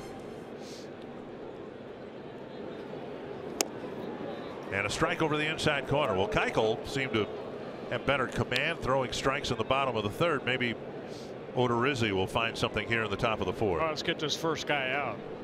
Don't walk him. Don't walk him, no. McCann, you mentioned his first at bat, good numbers against Odorizzi. A foul ball and a long run for Escobar, and he makes the play. Twins with a shift on with Sano on the right side of the infield, so the shortstop had a long run to make the catch. And J.D. Davis will bat. Tria Tuesdays, Tria for the athlete in all of us. There's Tria. And Davis will bat, having drawn a walk his first time up. It's not just here, it's cold everywhere. It was cold in Cleveland today. The Indians, who beat the Tigers 2-0 last night, beat them 2-1 tonight. And the Indians are 5-4 right now, and they don't have one hitter with a 200 batting average. That's incredible. And why? That's a good hitting team, right? Yeah. Because of the cold. It's just tough to play. And a ball shot to right off the bat of Smith, and he jumps on the first pitch. Marisnick will bat, but not until we hear from Arnie Gelner. Yes, guys, Mitch Garver is catching Jake Odorizzi for the first time this season, and I asked Mitch about just kind of developing a good rhythm with his pitcher, and Mitch said that he caught a few bullpen sessions for Jake, caught him one of the last days in spring training in an actual game, and so they might not have a long history, they might not have a perfect chemistry, but Garver said about Odorizzi that he really knows this league, he knows these hitters, and if he really wants to throw a pitch in a certain situation, he's going to. I can pretty much anticipate that, and that's the value in having someone who's been in the league and pitched a good handful of seasons the way that Odorizzi has, guys. Marisnick bunts one up high over by his ear flap. Thank you, Marnie. And that would be an advantage, I would think, for Odorizzi over Lance Lynn, who hasn't pitched in the American League his entire career in the National League. Well, look where this pitch is right here.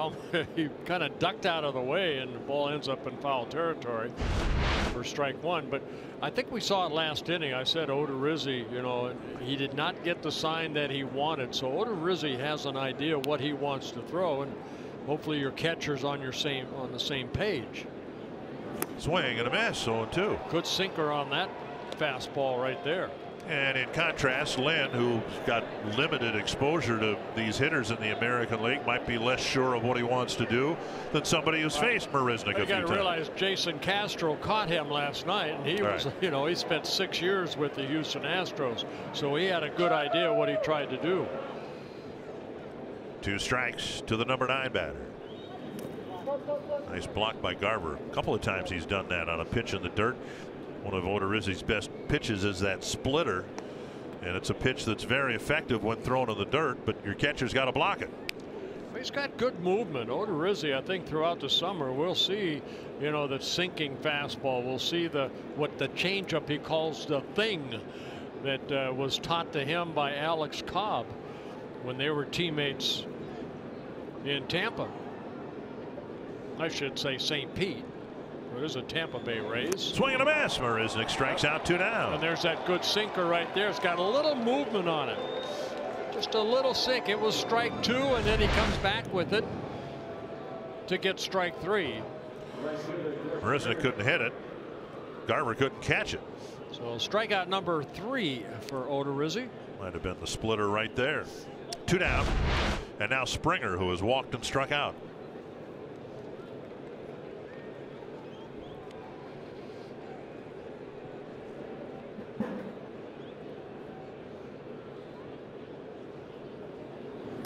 Over the inside corner, a strike.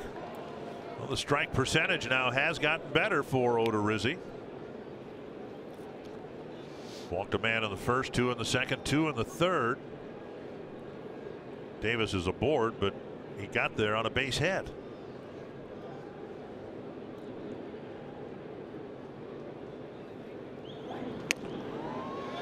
Check swing and a strike. That's the second time we have seen a hitter for the Astros kind of bail away. We saw Correa move with that curveball a couple innings ago. And in Springer's reaction. 0-2. Springer struck out on a splitter in the second inning. Good pitch in a good spot. Slow roller to Sano. A throw to Mauer, and Odorizzi enjoys his best inning so far tonight.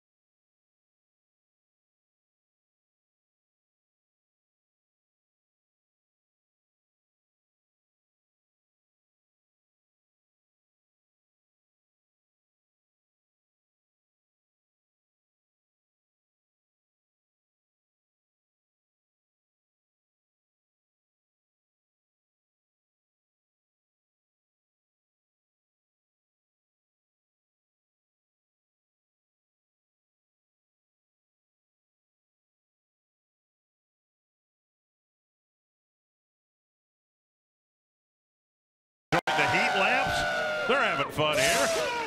May 1st is Minnesota Lynx night at Target Field. Limited number of Lynx theme night ticket packages are available that include a game ticket and a Twins Lynx co-branded cap.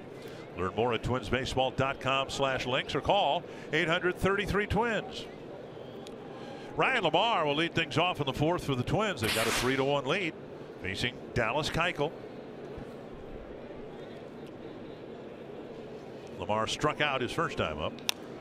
Tapper foul, 1 strike. It's one thing we have seen from Lamar. He's up there swinging. He doesn't take too many pitches. He did strike out on a breaking ball in his first at bat.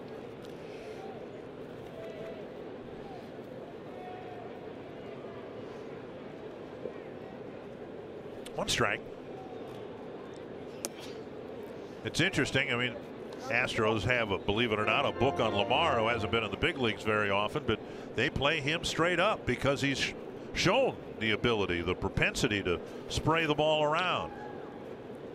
Checked his swing, but he went, says Mike Esterbook. And Ryan Lamar, I don't think thought he went. He's shaking his head side to side.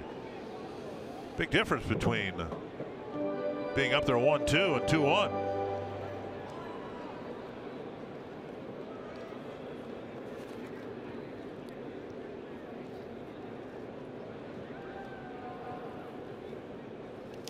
Landed 4 feet in front of the plate.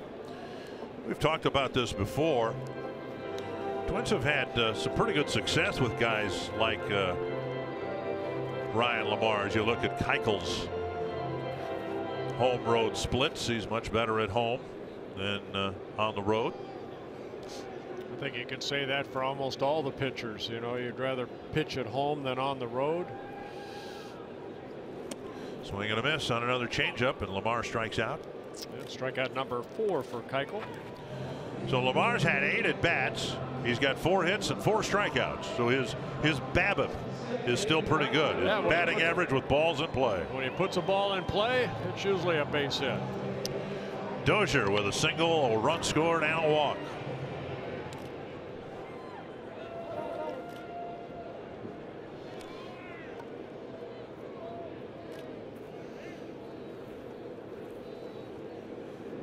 Fouled back, a strike.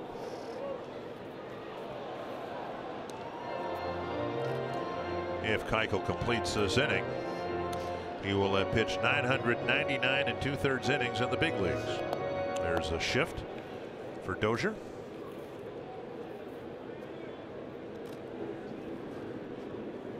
Swing and a miss, 0-2. Now, to put that in perspective, or to put your career in perspective, Keuchel's been around a while, and he's just now approaching 1,000 innings. How many did you pitch? Almost 5,000. Whoa, gee. I think I was 30 innings short of 5. I wanted those 32. Think they put my little league innings in so I could go over 5. High school. Well, I figured out over the winter with my broadcast partners over the years, you and Jack Morris and Tommy John, Kitty Cott, and Jim Cott, and all that. That's a lot of innings.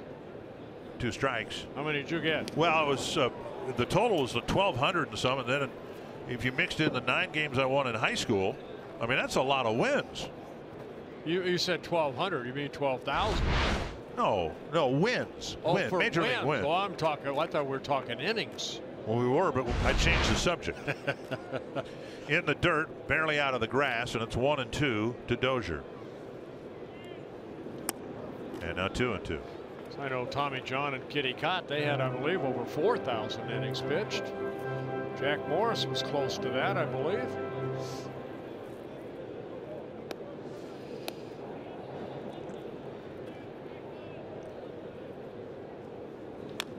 Tap foul. Yeah, change up right there. Bryant just getting a piece of it. Well, hey, how are you? There you go, kids. You are hereby circled.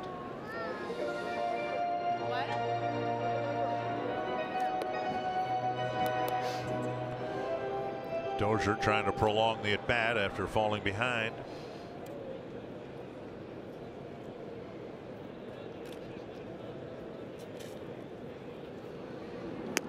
Just off the corner. Keuchel can tease you out there. 80 miles per hour, and this will be pitch number 85. Yeah, 29 in the first, 33 in the second, 10 in the third. Mauer on deck.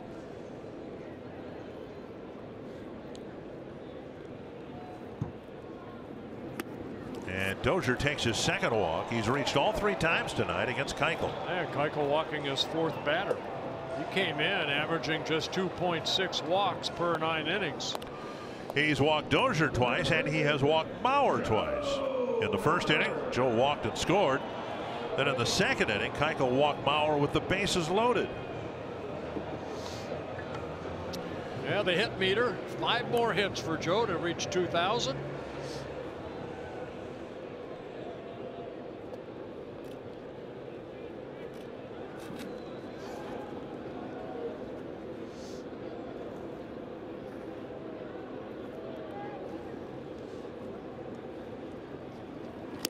On the outside corner, a strike. The presumption was that Joe would get the milestone hit sometime during this homestand, but the walks don't help, and the weather might be an issue with 4 games with the White Sox after tomorrow's series finale here.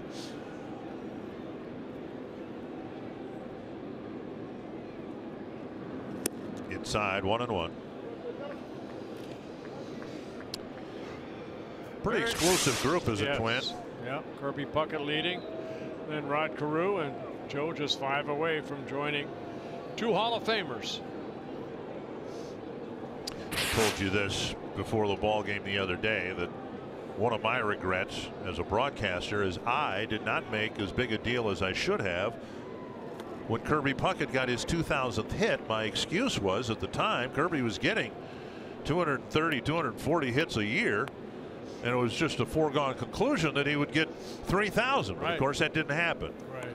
Sad to say. So if I'm fortunate enough to announce Joe's 2,000th hit, I will give it its due. 2-1 to Mauer. Keuchel struggling again with his control.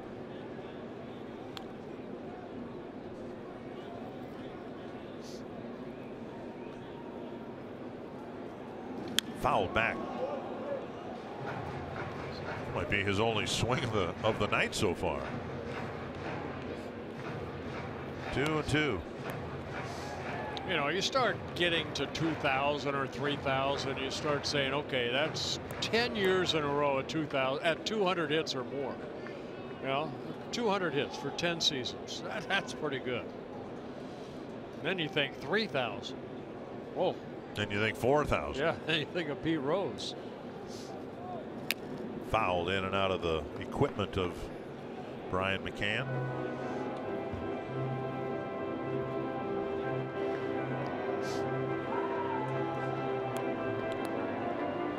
A frosty night at Target Field. We trust that you're safe and warm inside someplace watching this.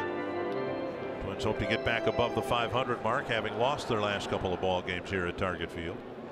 2-2 to Mauer. I'd like to add on right here. Took one down the middle, an off-speed pitch. And Mauer strikes out 2 down. That'll bring up Sano. Joe definitely looking for something else there. Looked like a big breaking ball right here. And Keuchel picking up his 5th strikeout.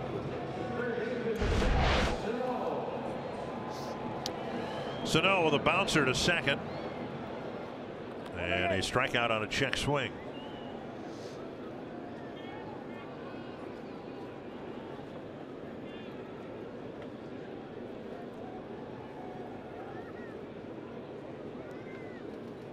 Big swing and a miss. Yeah, change up right there. Good location.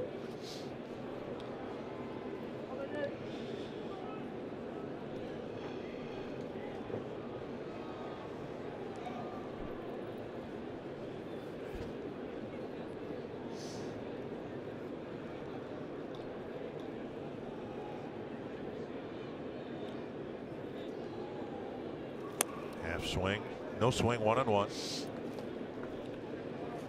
Keuchel, 30 years old, making his 152nd major league start here tonight. 64 wins, 53 losses. 2-time All-Star, 3-time Gold Glove winner, Cy Young Award winner.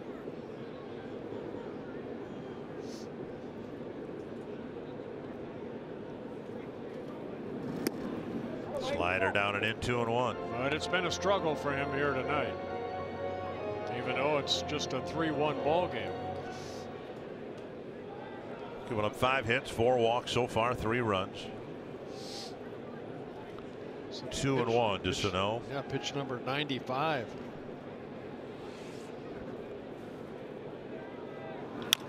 Slow roller, and Keuchel bounces off the mound but doesn't catch the ball.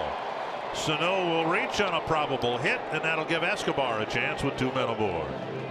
Well, the 3-time Gold Glove winner got over there, but ball in and out of his glove, never really got it in his glove. Charged Keuchel with an error. Yep. So he got over there. In Baltimore, that would have been a double. See, he never made contact with it, actually stepped on the baseball. Keuchel was charged with his first error for the Astros. It's their 8th error of the year. Got to get a golf tool out there to replace a divot. Replace the ball mark there. Well, the Twins will take advantage, at least they hope to. 1st and 2nd, 2 down. Here's Escobar, and a chopper foul.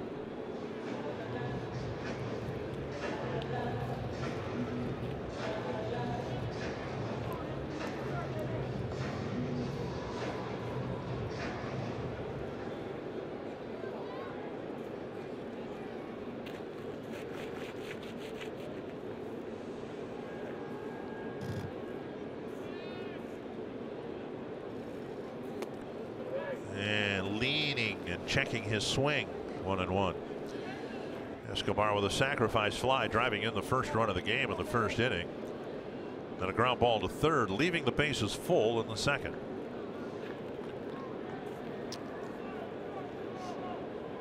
I don't know how far they'll go with Keuchel. 98 pitch coming toward home plate. 104 pitches he threw in his last start against the Orioles in 5 innings. Swing and a miss, 1-2.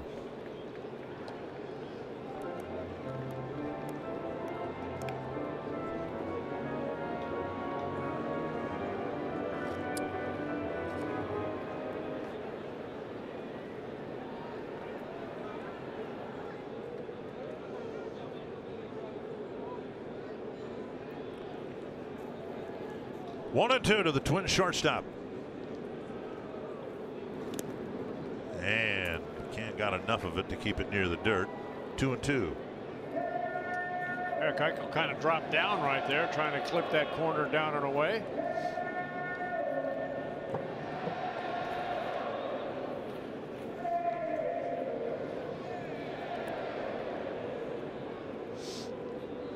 See where Escobar stands in the box.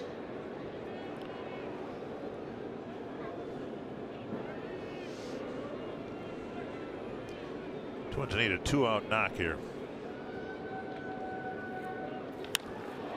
Foul down the line.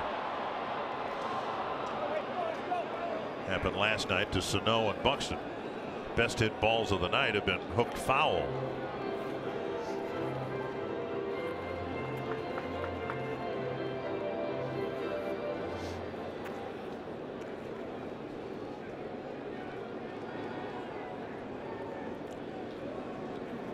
Another 2-2 to Escobar.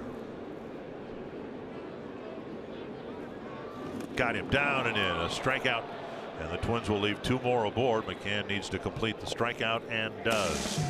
Twins have left 7 men on through 4 innings, still lead 3-1, and Jose Altuve will bat for Houston in the 5th.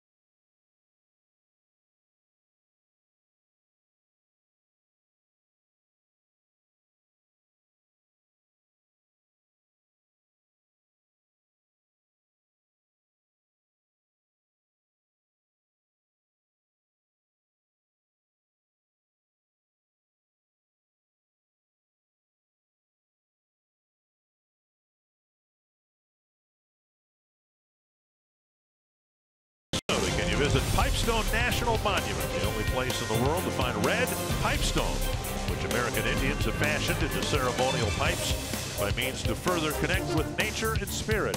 The Pipestone area is significant in its rich culture of American Indians and the sacredness that the space holds. While it contains much information of the past, it continues to hold lasting resonance for culture, nature, and the environment today. Plan your Pipeline Area Getaway at exploreminnesota.com and follow along on social media using #OnlyInMN. 3-1 Twins. Alex Bregman will hit leading off the top of the 5th for Houston. Twins need a 1-2-3 inning. There's yet to be a 1-2-3 inning for either side. 3 times tonight in the 4 innings. Odorizzi's walked the leadoff man. He got McCann to start the 4th. Bregman, Altuve, and Correa will hit here. Well, you can see the pitching staff so far. Total of 76 innings in the 8+ games. 44 walks. Yeah, they're getting strikeouts, but way too many walks. And that will improve, I think, when the weather warms up a little bit. Asked Paul today because he high school, college, and of course in Milwaukee, had to play outdoors a lot. And I said, did you enjoy it? Did you feel like you had an advantage? And basically he said, no, you just try to survive it. He was one of the best at what he did, and it's tough. It's tough to do anything. It's hard to swing the bat. It's hard to pitch. You know, as a pitcher, you go out there, you know, if you're a starter, you go out there once every 5 days. I compliment the everyday players having to go out there and play in this stuff. 1-2.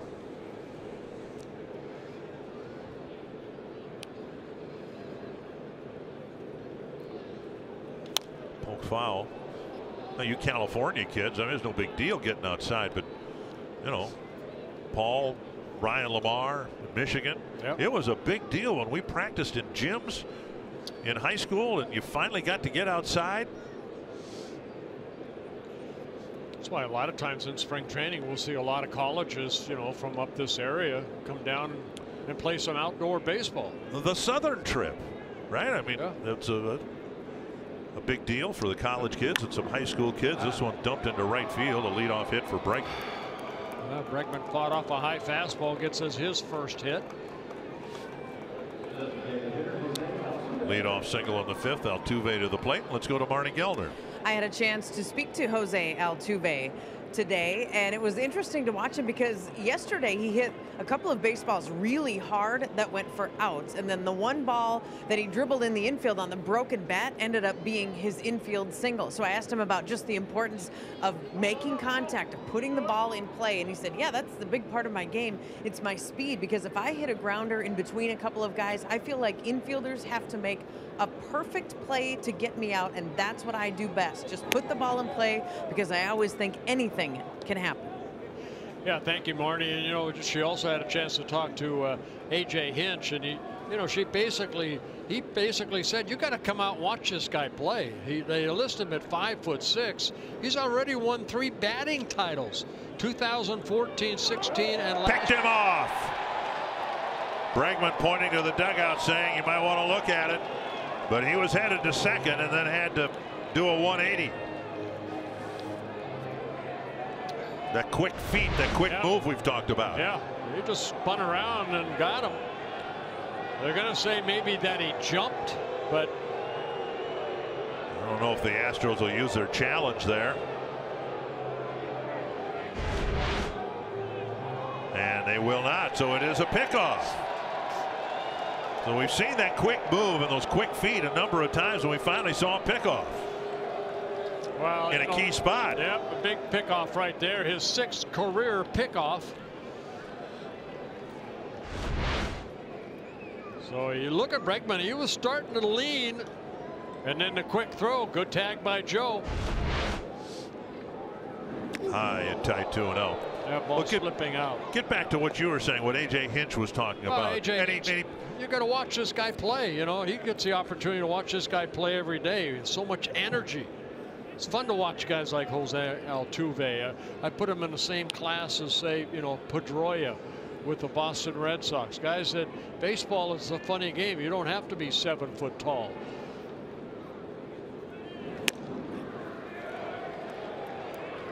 Take another look at the pickoff for the first out of the 5th inning. Watch how quick his feet are right here. Spun it through.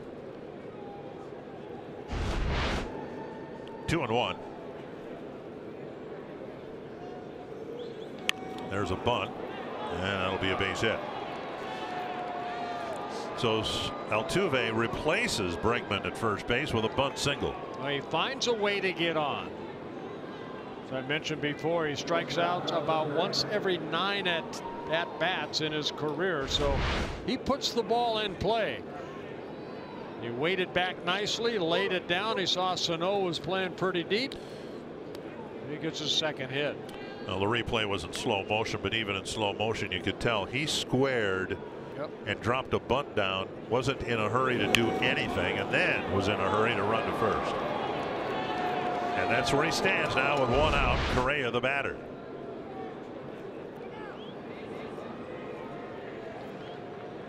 Correa has hit into a ground ball double play and fouled out to Mauer.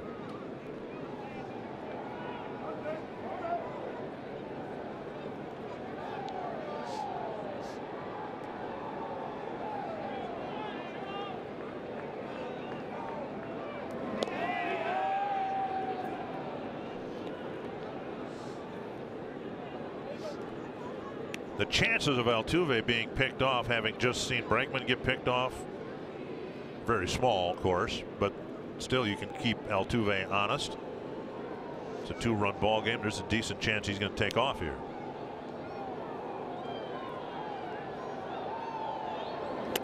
On the outside corner, strike one. Baltimore Orioles had a pitcher, and I believe he ended his career with the Twins, Tippy Martinez, who picked off 3 men in 1 inning. Yeah, he had a good move. A lefty.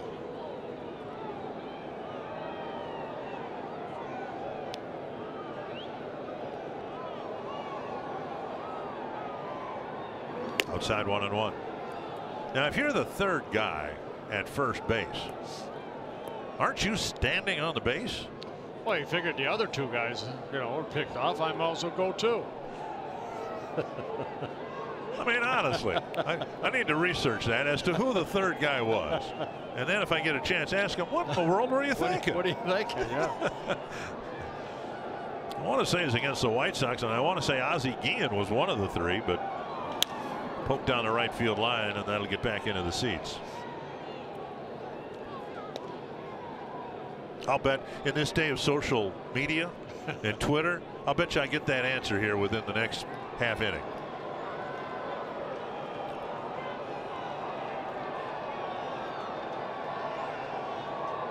I know Ozzie Guillen was the victim of the hidden ball trick a couple of times, so it might be entirely possible that he'd be the third guy.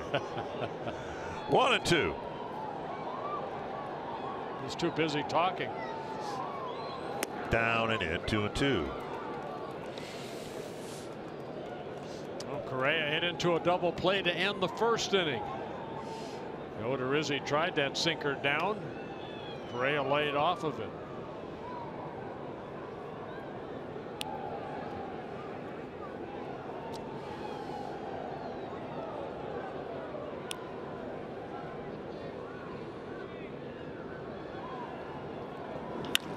Double play grounder. 6-4-3. Second time that Correa has ended an inning with a double play grounder.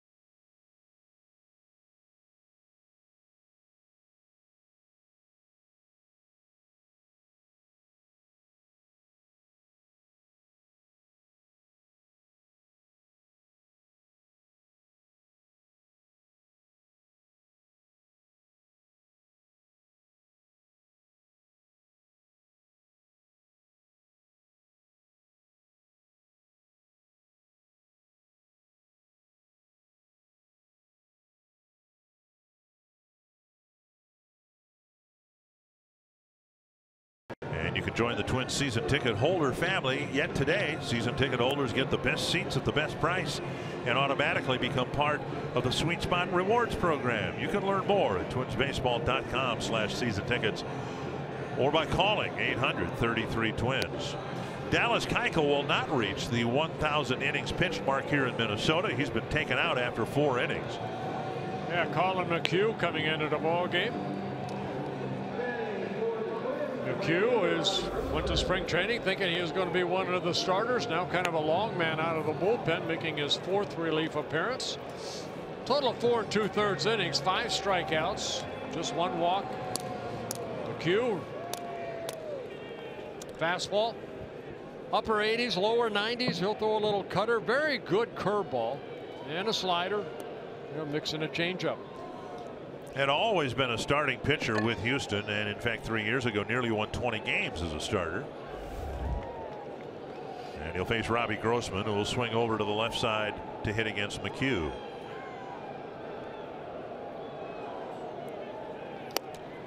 Strike. Grossman, who drove in a run with a double in the first, hit a ground ball to third in the third.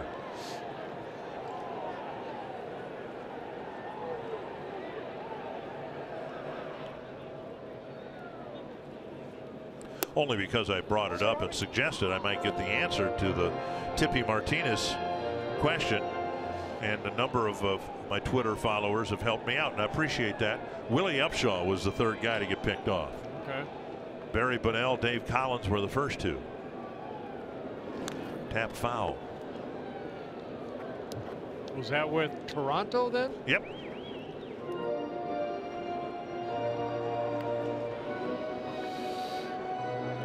Well, McHugh, 30 years old, in his 5th season with the Astros. First came up with the Mets in 2012. Also has pitched for the Colorado Rockies.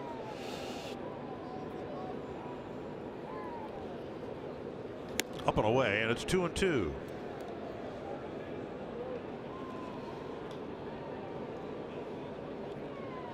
It's how deep the Astros pitching staff is. McHugh can't even elbow his way into the rotation.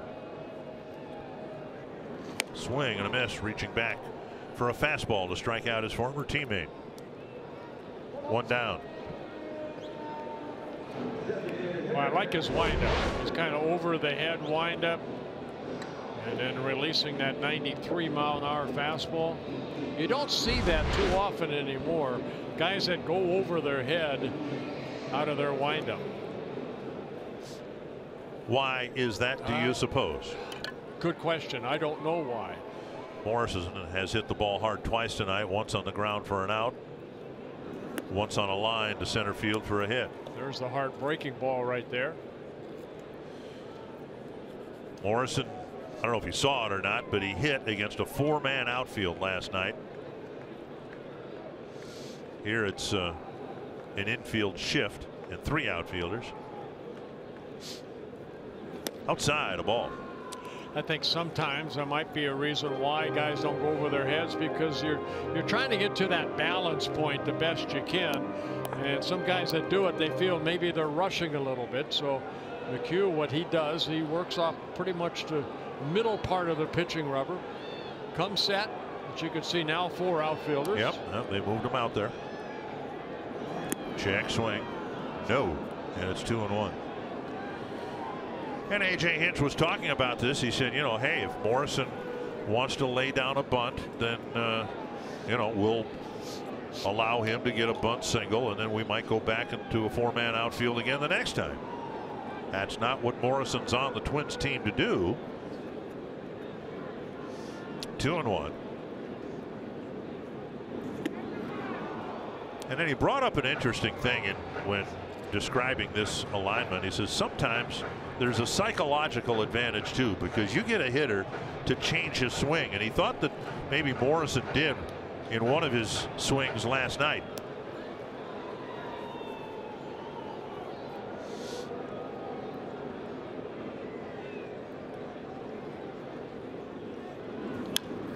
Got a pitch outside. I know in last night's ball game he popped up in the second and then a couple times down that 3rd baseline. Right. Maybe trying to just, you know, guide the ball the other way. The way things are going, we may come to a point in baseball where players aren't listed as infielders and outfielders anymore. Just defenders. How about that? Well, it's a foul ball. Well, that's what he did a couple times in last night's game. Then the runner advanced to second, and then they got out of the infield shift, and they caught his foul or his pop-up down the line. Yeah, Bregman caught the ball, who was playing short at the time.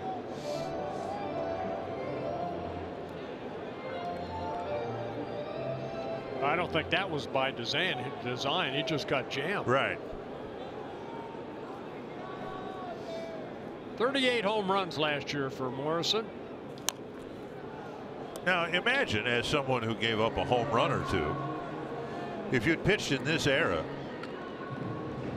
how many outfielders you may have pitched. Still not playing deep enough. There are walls, right? No room for more than four? It can only go back so far. Okay.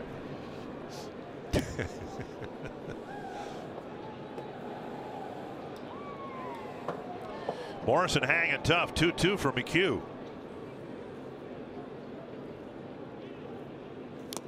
And he just got a piece to stay alive.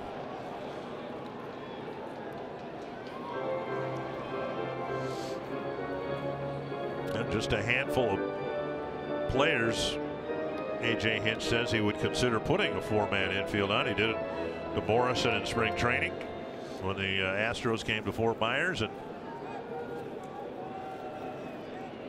well, just hit it over their heads.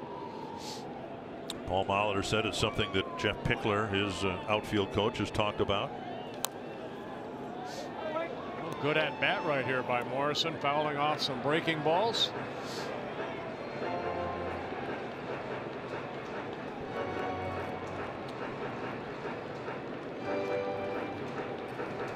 Nine pitches this at bat, and the count's just 2-2. So go ahead and do the math. How many two-strike fouls is that? Who cares? 5. Is there 5? Oh, I don't know if anybody cares, but I like my chances of doing the math better than you. Swing and a miss, and finally Morrison strikes out. And McHugh picks up his second straight strikeout with a fastball away.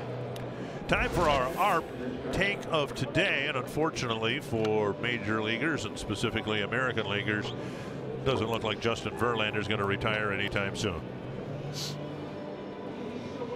7 innings. The Twins had a couple of opportunities to score against him, and as we've seen countless times before, he was able to reach back and get that something extra. Here's Garver, 1 for 2 with a run scored. Strike on the outside. Well, you know what? It comes down, sometimes you look at Verlander, you look at him right there. I mean, married, you know, into a beautiful woman, and you know, he wants to compete. He wants to play the game as long as he can. Now living in Beverly Hills, California. Inside 1-1.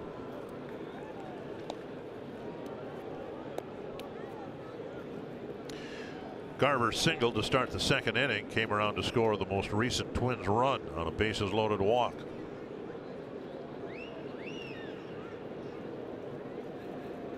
And now outside, 2-1.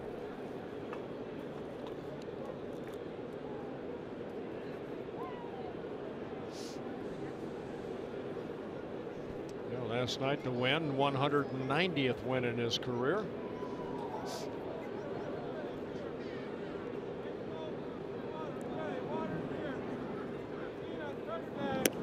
And a breaking ball over for a strike. 2-2.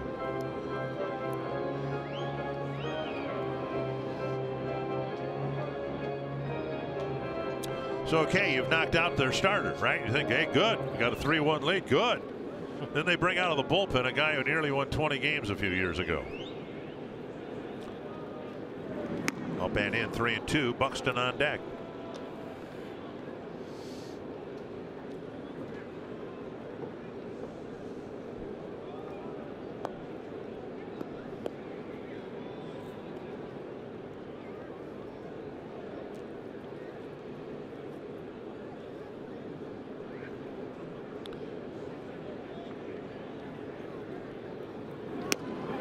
And he knew it. Froze him. Garver backed away. The ball bent over the plate, and he strikes out the side. McHugh does in the 5th.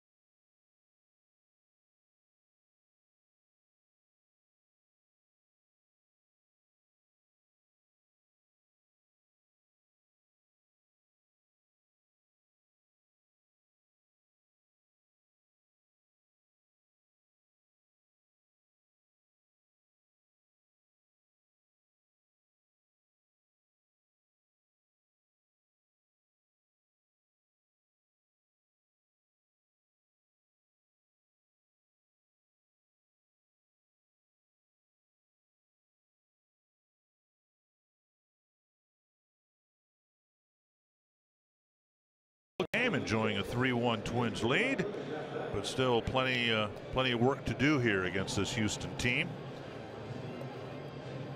Jake Odorizzi's out there to start the 6th inning. He's had pretty clean innings here in innings 4 and 5, but he walked 5 men in the first 3 innings. And comes in with 89 pitches into his 6th inning of work.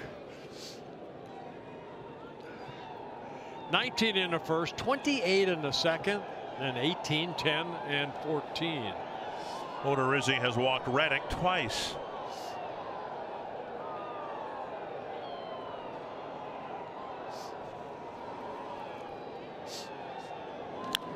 Fouled over the Houston dugout. 1 strike. Got a day game tomorrow. It's supposed to be moderately decent weather-wise. Temperature climbing to about 50 degrees. T-shirt weather. I think I'll go without a hat tomorrow. Oh, come on. Bounce to the right side. Get Bauer over there. to Odorizzi. Good play. 1 down. Well, you want your first baseman to do exactly what Joe did, and as a pitcher you want to get over there, and Odorizzi did. Astros seem to enjoy coming to Minnesota regardless of what the temperature is. They're 7-0 in their last 7 games here. Well, you talked about it yesterday, the killing that the Twins took against the Astros last year. So those numbers, you know, yesterday's ball game, a 2-0 ball game. So here we have a 3-1 ball game. Yeah, the Astros have enjoyed playing here. And hopefully tonight the Twins can win and then win again tomorrow. Win a series. As we've talked about, the Twins really struggled in the first couple of months of last year at home. And no one series symbolized that more than the Houston series.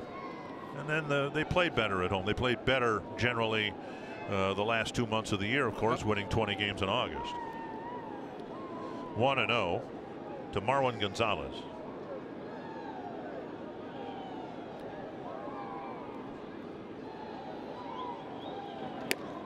And a fastball taken for a strike.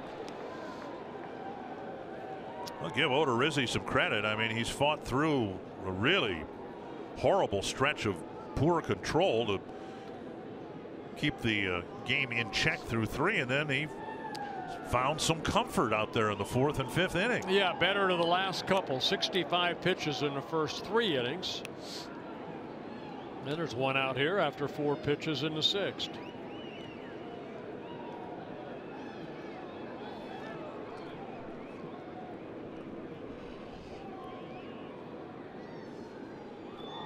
Slow breaking ball taken for a strike.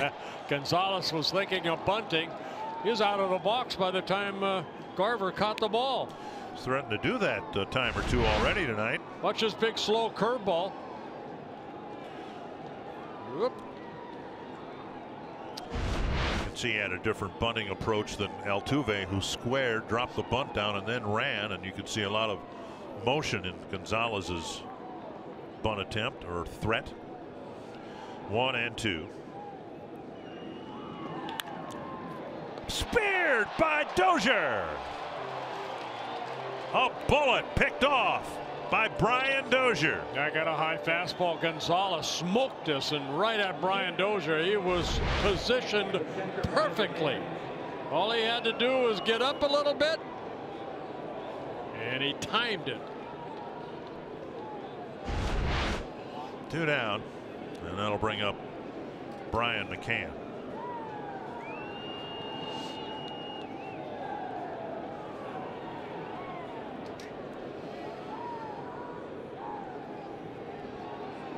Slow breaking ball on the outside corner, strike 1.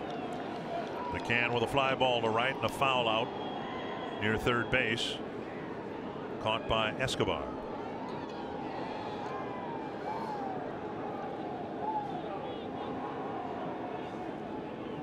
Another slow breaking ball for a strike. His strike percentage with that pitch, I'm guessing, is 80–85%. You know, like I said, I think the first 3 innings we only saw a couple of those, but I think the last 2+ innings we've seen more curveballs. So Ryan Presley warmed up in the pen. Just missed the inside corner with a fastball.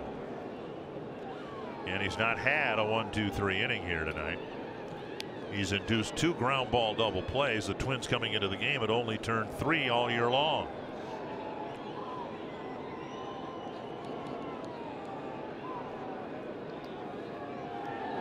Struck him out. And Odorizzi enjoys his first 1-2-3 inning. And he and the Twins have a 3-1 lead.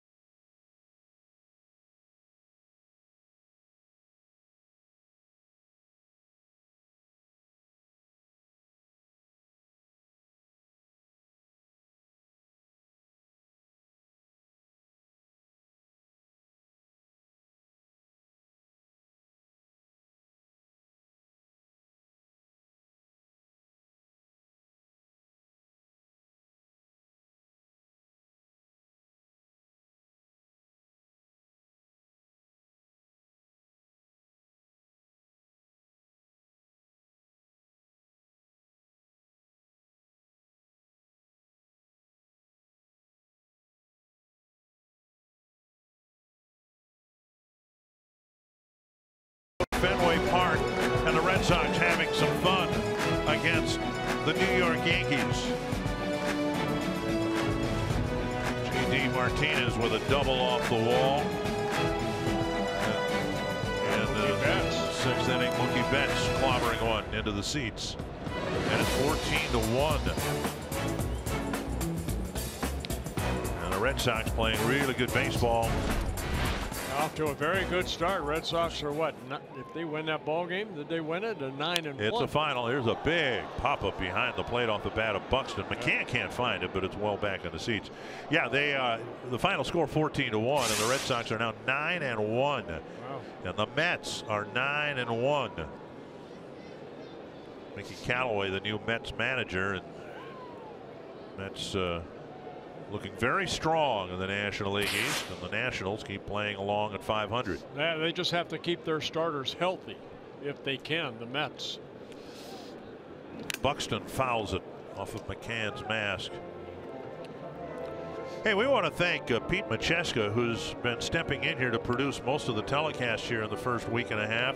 And depending on what happens with the Timberwolves, we may work again with Pete in New York. But Pete's been doing a great job, and we appreciate his professionalism. And we say that with Brian McCann taking a foul ball off the mask, because now Brian McCann, a different one, is going to be producing our game starting tomorrow. Did a couple of games in Baltimore, and Pete, thanks for all your help, man.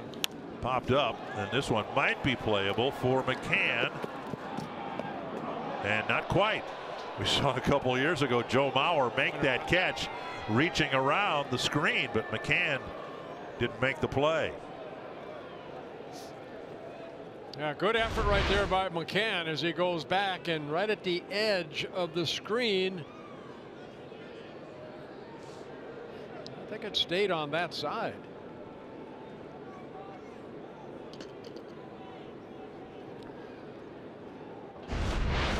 Two strikes to Buxton, leading off the Twins' 6th inning.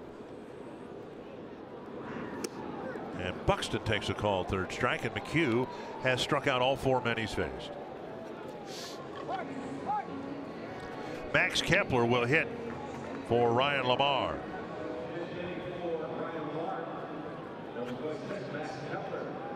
Lamar had gone 0 for 2 with a couple of strikeouts, and with McHugh, the right-handed pitcher, in the game, and the fact that the Astros put Tony Sipp on the disabled list today. They don't have a left-handed reliever. Now they've got some righties who are pretty good against lefties. Look at rocket, and a foul and a strike. But as good as the Astros are right now, they do not have a left-handed reliever.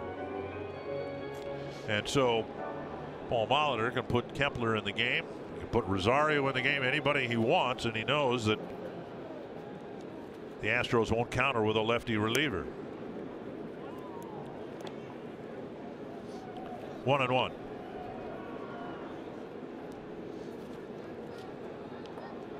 All righties. The relievers. Yep. Now Peacock gives up a high fly left field. Retreating is Reddick. Short of the track and now on the track. Kepler gives it a ride for out number 2. Peacock and a lot of the other right-handed relievers are nasty against lefties, and that's one of the reasons the Astros feel like they can get along just fine without a left-handed reliever. And we want to send our best wishes to Kurt Sampson. He had heart surgery today, and he's recovering well. Just got a nice text from his son Paul. So our prayers and support. Thank you for anybody that knows Kurt Sampson. Great man. And we want to send along our best wishes and healing wishes to Dave Goltz, who had hip replacement surgery today. Dave, a former 20-game winner. Yes, he was. 1-0 to Brian Dozier, who has singled and walked twice. I would suggest one thing for Dave, and I know the weather's cold, but when I had mine, I talked to Johnny Bench, who's had both his hips replaced. Get into the pool as soon as your incision heals and do the resistance against the water. That helped me so much. I was on a golf course in less than 6 weeks. That's all that mattered.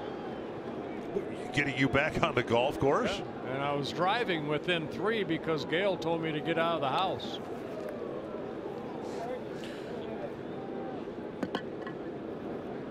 Can't believe she would say that to me. 3-0 to Brian Dozier. And a strike, 3-1. I can't believe it. She'd say that.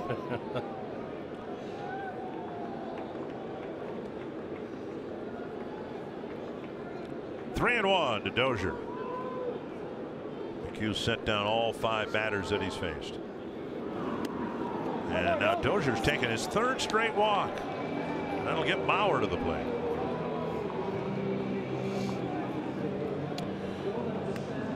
Brian's on base percentage getting a big boost here today. Yeah, the 5th walk that the Twins have taken. Joe Mauer 3, Mauer 2, Dozier 3. Mauer with a walk, 2 walks actually, and a strikeout.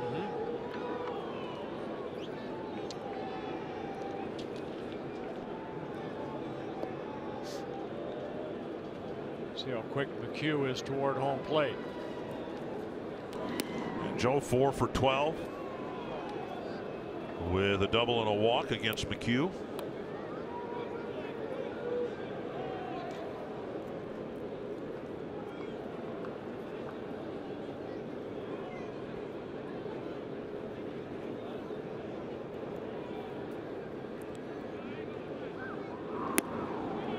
And now 2-0 to Mauer.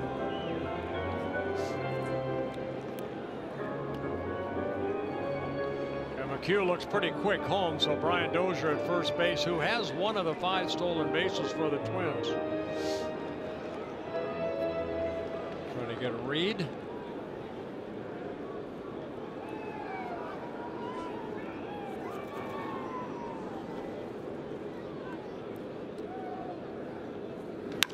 Lined into center field, a bullet, and Dozier will check in at second. Earlier in the ballgame, third base umpire Chad Fairchild got hit by a foul line drive, and on that ball, Bruce Dreckman had to skip out of the way. Yeah, Joe now 4 hits away from 2,000 with that base hit up the middle. Fastball away. Yeah, pretty much right down the heart of the plate. Good swing by Joe, lining it up the middle. The runners at first and second, 2 outs. Here is Sano, might be the most relieved man in the Twins lineup. The Keuchel is out of the ball game. Didn't look like a good matchup. Sano against Keuchel, and Sano hit a couple of ground balls, reached on an error, and struck out on a check swing. No easy task against McHugh, but at least it's a different look. And he takes up and in, ball 1.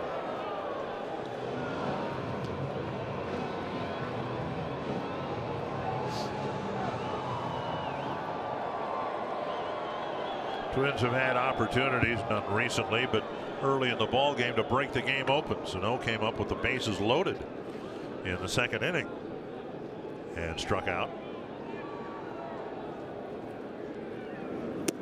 And another breaking ball and a strike, 1-1.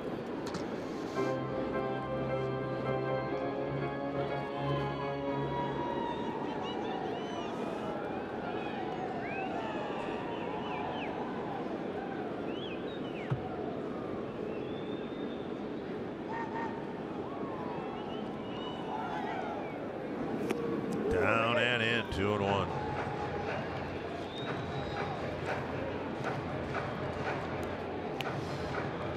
Oh, this curveball up a little bit. Sano may go for it, but just down.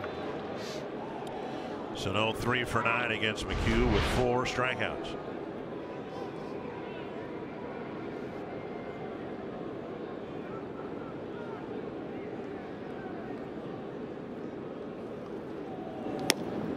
Fastball on the outside corner, 2-2.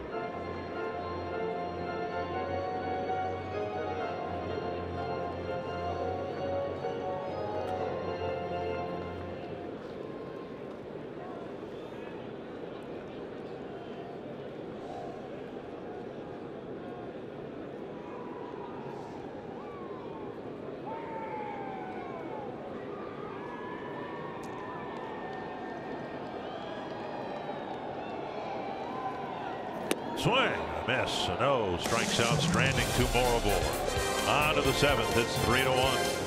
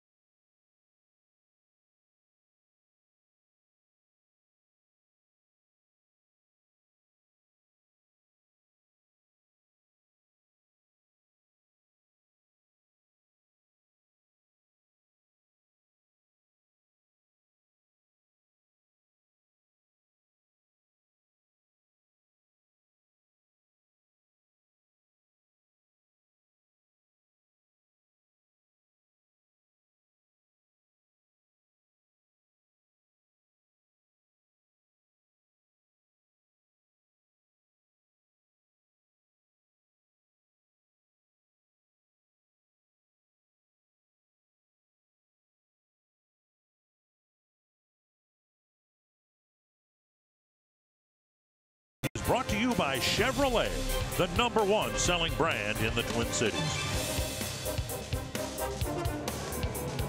Another frosty night here in Minneapolis, but the Twins have a 3-1 lead. It's been an inefficient night on the pitching side.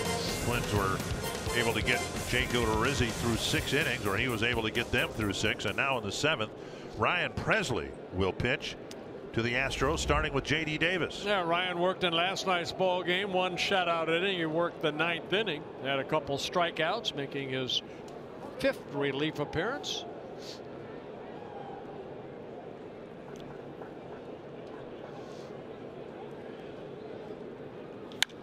High fly right field.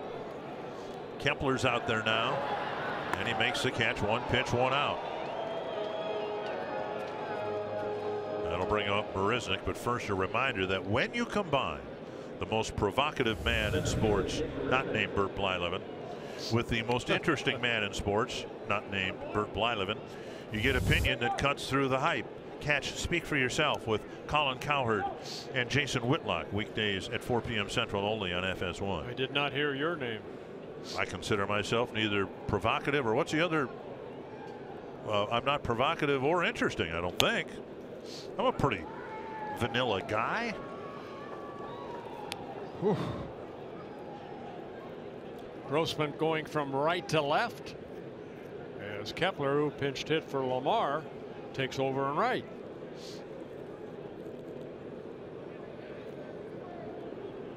One strike.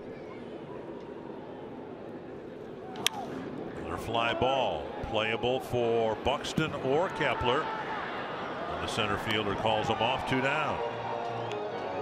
So Presley not only getting outs, but he's getting quick outs.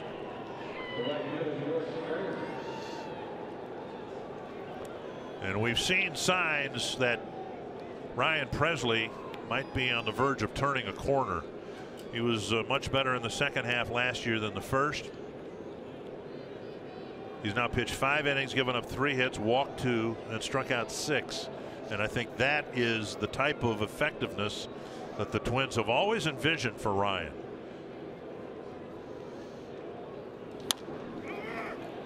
Bauer juggles it, and that will be perhaps Joe Bauer's first error of the year.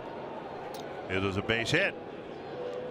Scrambling to his left, and we've seen Joe make that play so many times. Well, right off the end of the bat, you know, Springer taking it the other way, and it's got to be an error, isn't it? Yeah, Joe right there. You can almost see him slipping a little bit before he actually got to the baseball. Yeah. I'll give Springer a base hit because that's what the boss says, but that looked like an error to me. Here's Bregman. So the Astros get a hit or an extra out, depending on how you want to play it or score it. And that gets Bregman a chance as the tying runner. Ball 1.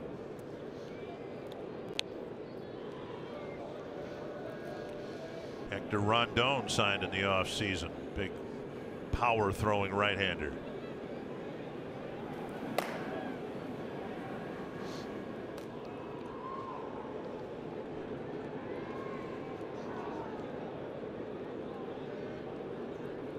Slow breaking ball dropped over. Odorizzi used that pitch effectively after the first couple innings, and now Presley drops one in. That's a pitch that's kind of crucial, I think, to Ryan Presley to be consistent, get that secondary pitch over. Everybody knows he's got an overpowering fastball. So if you can get that slider or curveball over. But the fastball isn't overpowering if it's the only pitch he can throw or throws over for a strike. That's my point. Yep. 2-1. Yeah, the last pitch, the slider just kind of spun out of his hand.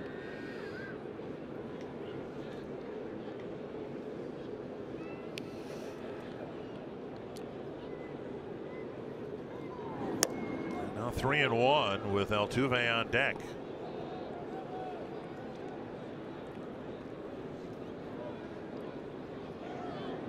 There's Altuve warming up the handle of his bat.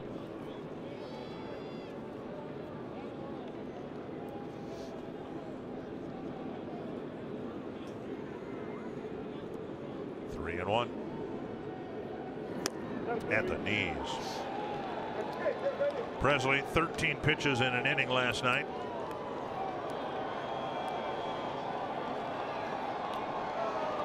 One thing Ryan can do, he can give you that straight over the top fastball. Zach Duke warming up quickly. In the event Reddick hits here in the 7th inning, Presley hoping to make sure that doesn't happen. Springer will take off. And there he goes. Short center. Buxton streaking in. 3 fly ball outs. And another effective inning for Ryan Presley.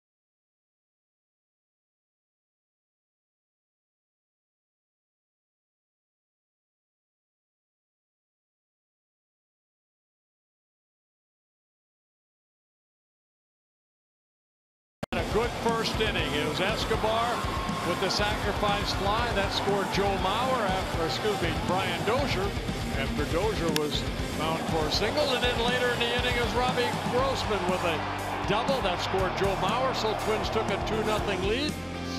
And Jake Odorizzi, 4 strikeouts, 5 walks in his 6 innings of work. Gave up only 1 run. And then coming in the 2nd inning, so he settled down nicely. After throwing 65 pitches in the first 3 innings, he only used 34 pitches through innings 4, 5, and 6. I think Hector Rondon will come in to pitch to the Twins, starting with Eduardo Escobar in the 7th.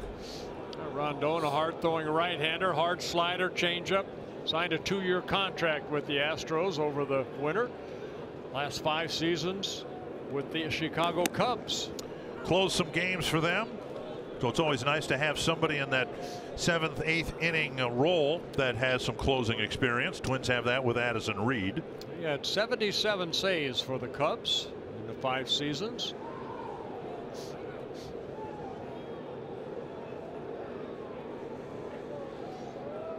Rondon, 30 years old, from Venezuela. Fouled away over the tarp. 2 strikes. Escobar, Grossman, and Morrison, the middle of the Twins lineup tonight.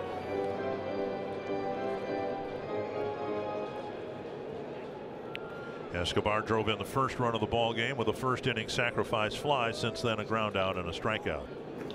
Now to right center field, and Springer is over to make the catch 1 away. Pretty well hit ball for the first out, and that'll bring up Grossman.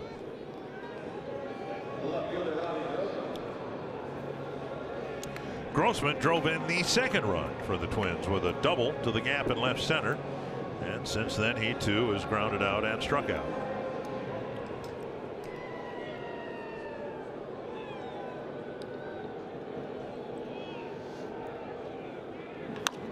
Up the line, foul.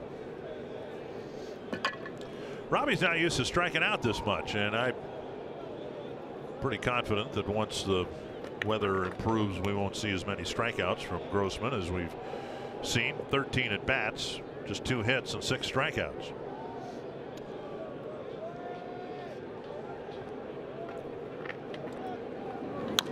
A couple of times, ooh, that one fouled by about 1.5 feet. A couple of times we've seen Robbie a little more aggressive, swinging at the first pitch. And here in this at bat, he swung at the first 2 pitches. Now watch Davis, a first baseman. He kind of right near the line. Kind of stumbles a little bit right there. He's got Alfonso Marquez, a first base umpire. Outside a ball.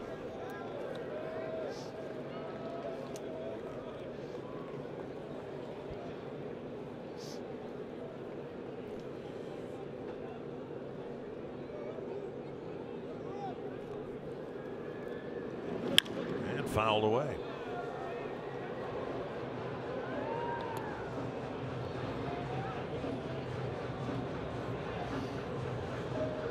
Astros won a World Series last year, and a lot of people, I think most people, think they've got a chance to be even better this year.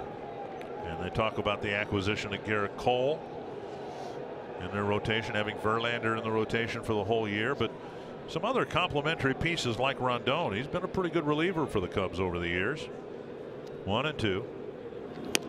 And a called third strike. Grossman doesn't agree. 2 down.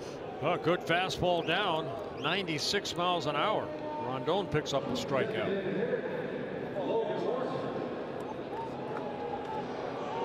And that'll bring up Logan Morrison. Full day of sports. April, the month where all the teams can collide, and tomorrow they'll all be here. The series finale with the Astros starts at 11:30 with the pregame. At 5:30, game 1 of the Stanley Cup on Fox Sports North, and playoffs with the Wild and Winnipeg facing the Jets. That will be on Fox Sports North Plus at 6:30. Excuse me. All right, let me explain this again. On Fox Sports North Plus at 6:30, it'll be the Wolves and the Nuggets. The Wild will be on Fox Sports North, and the Wolves need a win to get into the playoffs. Yeah, so it's pulling for the Wolves. Yeah, it's basically like a wild card game.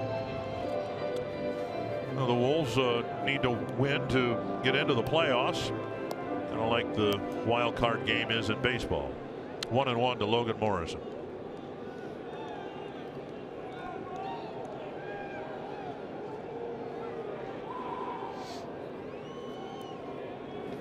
And now inside 2-1. Morrison with a hot ground ball hit right at the shortstop in the first. A liner to center for a base hit. And then McHugh struck him out on the 5th.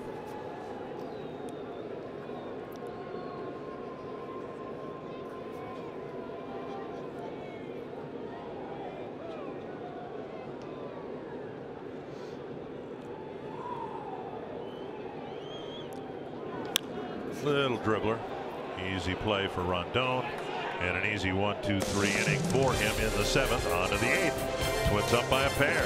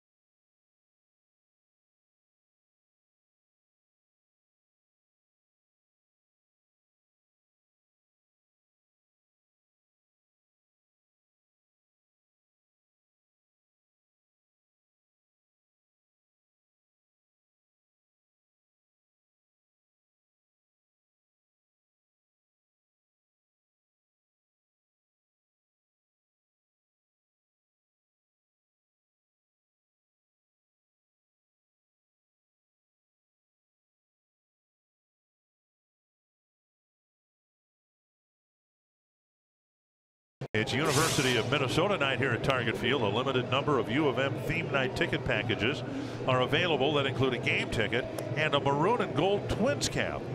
You can learn more at twinsbaseball.com/U of M or call 800-33-TWINS. Been a popular promotion over the years. I'm guessing the Twins have it again this year, where a lot of the area schools will have a theme night with a specially color-coded nice Twins cap. Zach Duke's coming in to pitch to the Astros in the 8th inning. The scheduled batters Altuve, Correa, and Reddick. Addison Reed threw 20 pitches last night. Well, Duke making his 5th relief appearance. Of course, the Twins went out and signed some guys out of that bullpen. Duke, one of them. Reed, Rodney. Big part of hopefully the success this season for the Twins are going to be these 3 guys at the end of the ball game.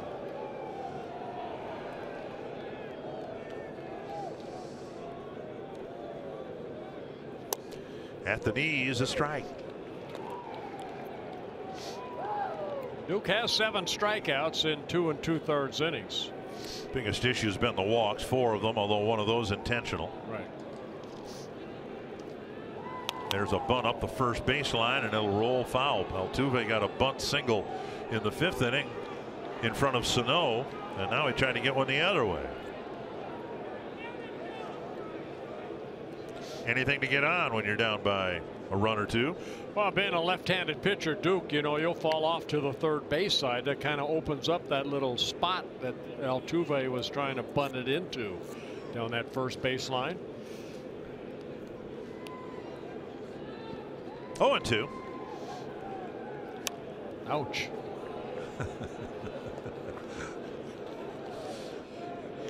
Like a frisbee, and Altuve fouled it off.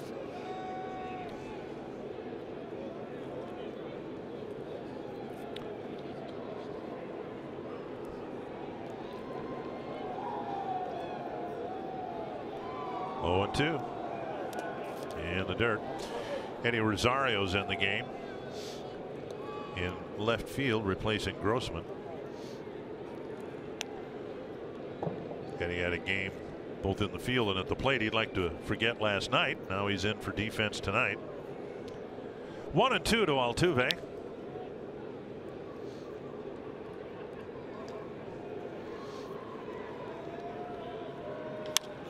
Buxton puts it away, 1 down. A couple of run scoring hits to left field, and both of them involved Eddie Rosario. Yeah, Eddie just had a tough night. That's what's great about the game of baseball. You see that ball short hopped Eddie and got away and scored a run. Remember the Astros won 2-0. That ball he must have lost because the ball ended up behind him. And it scored the 2nd run. 1 down, and now Correa. Low, ball 1. That's what's good about the game of baseball. That was yesterday. Today is a new day.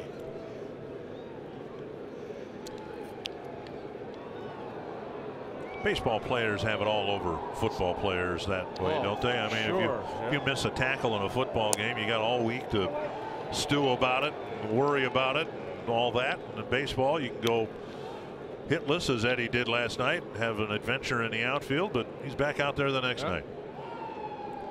1-1. Then if you miss a tackle in a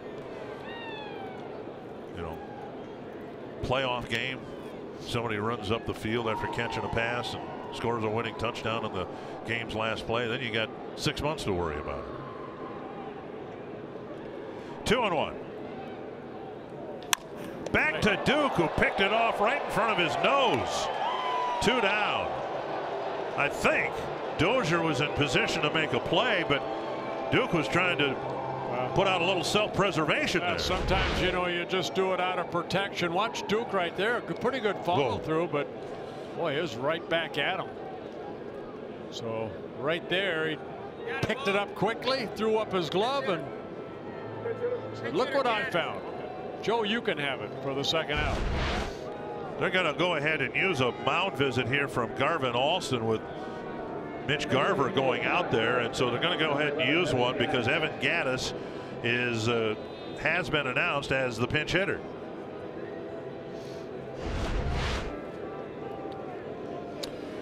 Same for broadcasters. We can have a really rugged broadcast tonight. We get another shot at it tomorrow. Right. And so these two pitchers right here, Lance McCullers Jr. against Kyle Gibson. Gibson has been very good his first 2 starts. And McCullers, we're going to see a lot of good curveballs out of the young man. It's our CenturyLink What's Next. 2 down in the 8th, and now Gaddis will hit for Reddick.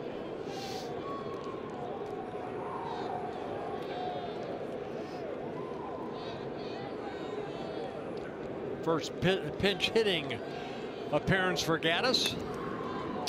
Kind of a interesting spot to put Zach Duke in, and so far he's gotten the 2 outs.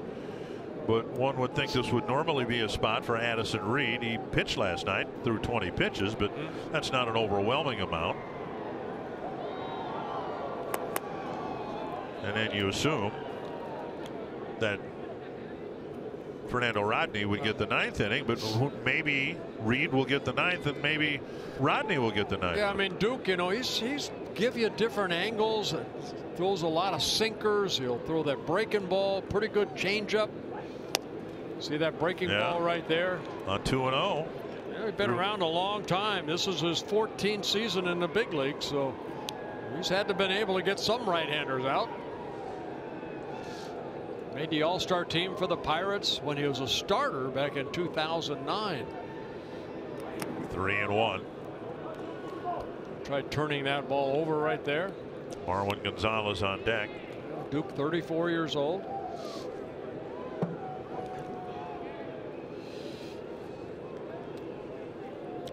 Joe Smith, that's his real name.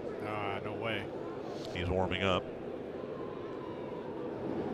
Foul back now, 3-2. So a lot of other options out there. Presley did his job in the 7th, but it's not Taylor Rogers. It's not Addison Reed. And there's Rodney warming up for what we assume will be duty in the 9th. 3-2 to Evan Gaddis. Missed inside, and Gaddis will reach, and that'll get the tying run of the plate. And Gonzalez will bat. Last pitch brought to you by Carrier, a breaking ball that almost hit Gaddis. Yeah, he tried that sidearm breaking ball and too far inside.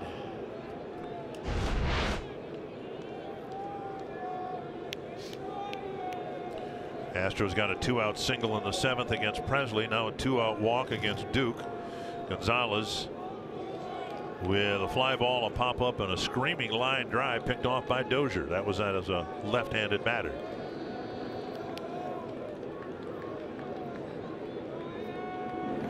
Strike 1.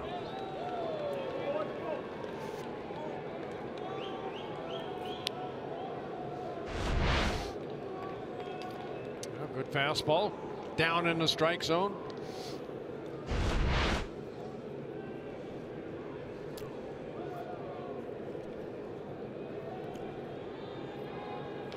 Little dribbler. Garver makes the play and the throw. And a good inning for Zach Duke, his most important inning as a Twin. He gives up a walk, no damage done, on to the bottom of the 8th inning.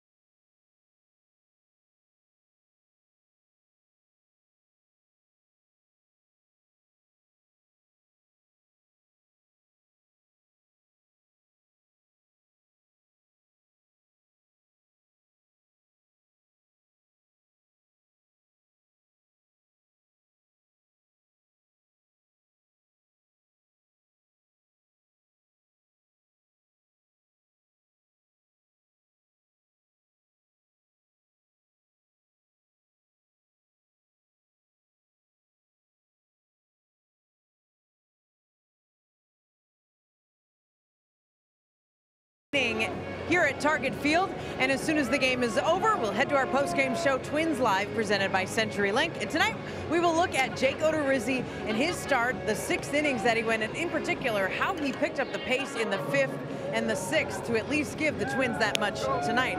Plus, scoring early. The Twins did that. They got 2 runs in the 1st inning, and that hasn't been the case very often this season where the Twins set the pace. Plus, we hear from the manager, Paul Molitor. It is all after the final out. Dick and Bert. Thank you, Marnie. And I believe I said earlier the Twins scored first for just the 2nd time this year. It was the 3rd time this year that they had scored first, and hoping that that early scoring will hold up. Joe Smith coming into the ball game now to pitch to the Twins in the bottom of the 8th. We just saw Rondon. You know, he came over from the Cubs. Joe Smith wanting to join the party. He signed a 2-year contract as a free agent over the winter.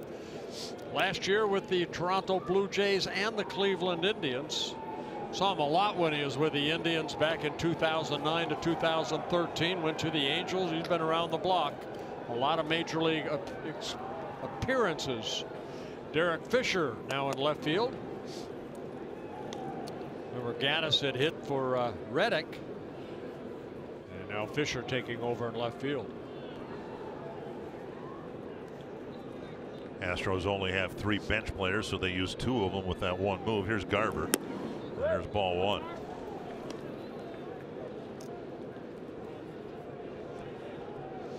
Dan Hayes, who's new to the Twins beat, he covers the Twins for The Athletic, and he's just tweeted out that Addison Reed showed up at the ballpark today with strep throat. So that would explain why Duke was pressed into service in a rather unusual spot, or at least a spot that Reed would normally pitch in. So Reed a little under the weather. 3-0 to Garver. Twins could use another run, and within that, a leadoff base runner. 3-1. Well, Smith will give you that underarm delivery, making his 4th relief appearance.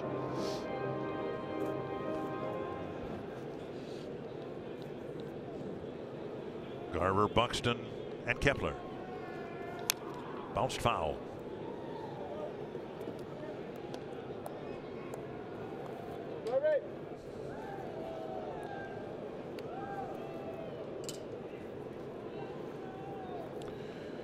It's another well-pitched, low-scoring game caught by Mitch Garver. So we need to acknowledge that as well. Young man playing in the big leagues for the first time this time of the year. And he takes a walk to start the inning. Nice take by Garver. And now Buxton will bat. Fernando Rodney will have a lead of at least 2. Buxton with an infield hit, a grounder to short, and a strikeout. And this might be one of those situations I think you were talking about before. Byron might try to bunt here just to get a runner into scoring position for Kepler. And if he gets a base hit, that's a bonus. Squaring, and he takes ball 1. Well, you saw Bregman come in right there. Now you've got Davis who's holding on. Garver, you know, he's not going to be a little late getting in. So if you want to bunt this ball, just bunt it toward first base. If he bunts it towards, say, first or towards second, he could beat it out. Swing and a miss. So a vision of a bunt, then swinging away, and Paul Molitor giving signs to Gene Glenn, relaying them back to Buxton. Decided once the count was 1-0 to give Byron a swing. We'll see if the bunt's back on.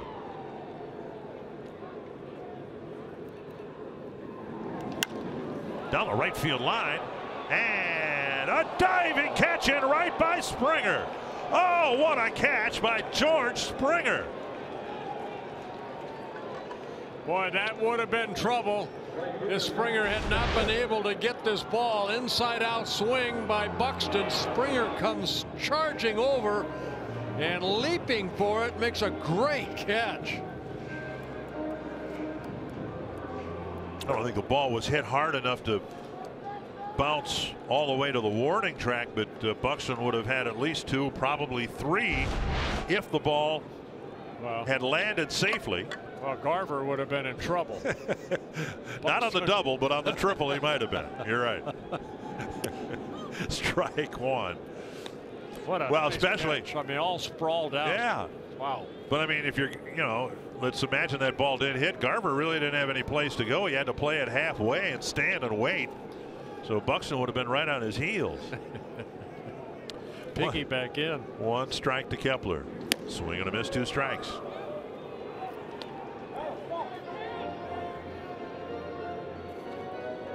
It's a 2-run lead, but boy, another run on the board would sure look big for the Twins.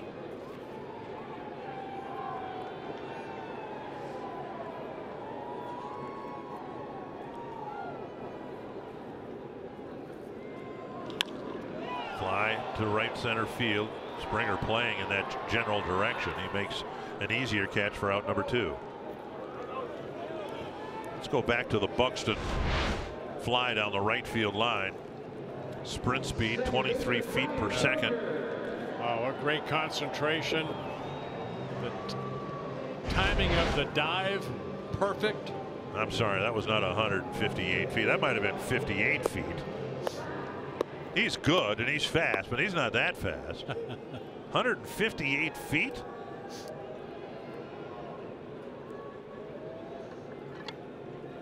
Here's Dozier.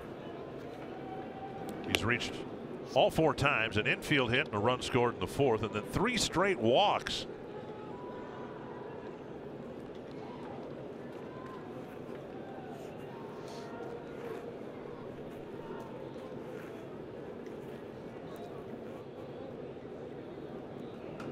Outside, and now 2-0. For whatever reason, the Astros are having a hard time throwing it over the plate to Bryan.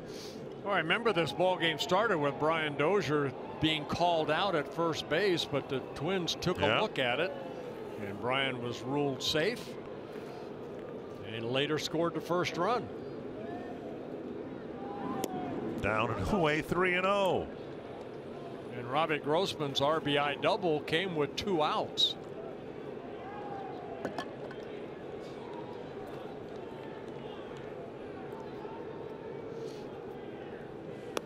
Dozier's upped his on base percentage to .405, and now it's going to go up a few more points. He's reached all 5 times, the last 4 times on walks. First and second, 2 down, and Mauer will hit. Yeah, Smith walking his second bat of the inning, just missing low at that sinking fastball. Twins have drawn 7 walks here tonight. Dozier with 4, Mauer with 2, and then Mauer added a single in the 6th. His on base percentage on the year, Mauer's on base percentage .529.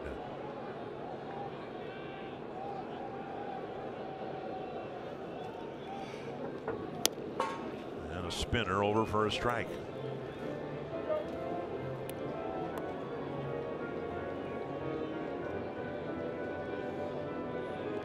Still not great with runners in scoring position.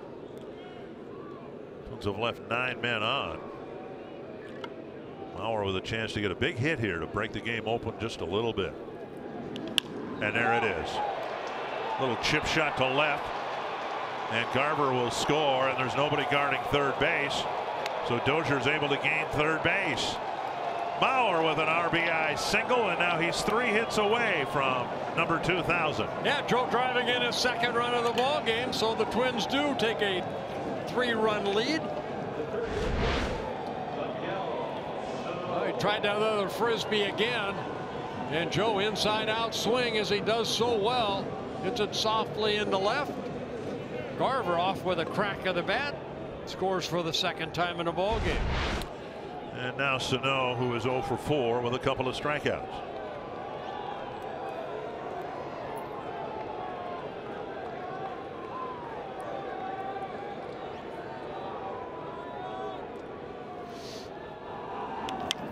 And Sano got jammed, and he flips it foul, 1 strike.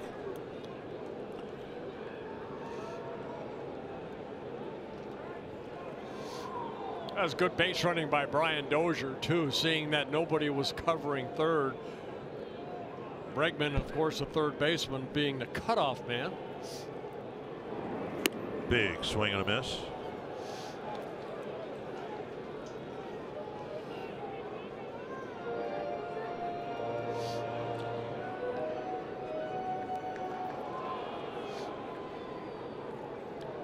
Runners on the corners with 2 down.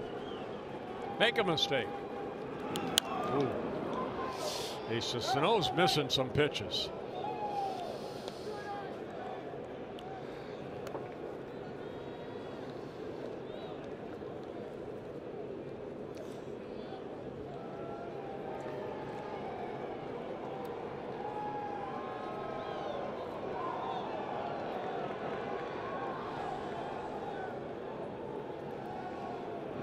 Big swing and a miss. Sano strikes out for the 3rd time tonight. But the Twins add a run. It'll be a save situation for Fernando Rodney.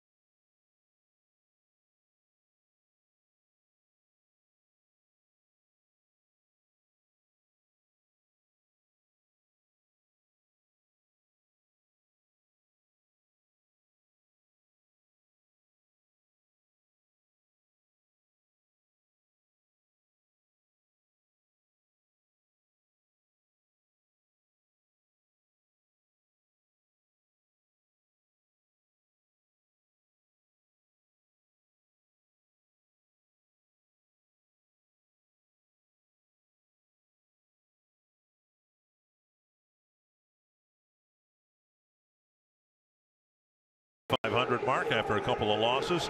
Things are set up for the closer for the Twins, Fernando Rodney. And here at Target Field, they want to let you know when he's coming into the game. This is awesome.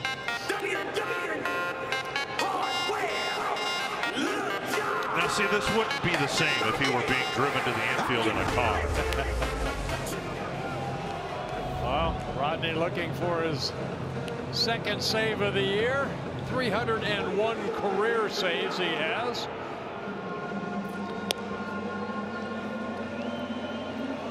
And so he will try to pin this thing down. The Twins gave him another run to work with. It'll be the bottom 3rd of the Astro lineup, starting with Brian McCann.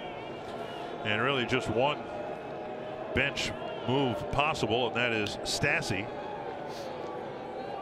the backup catcher.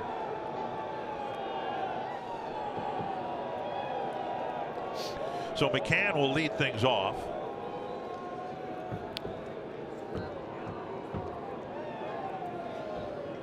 And then Davis and Marisnik.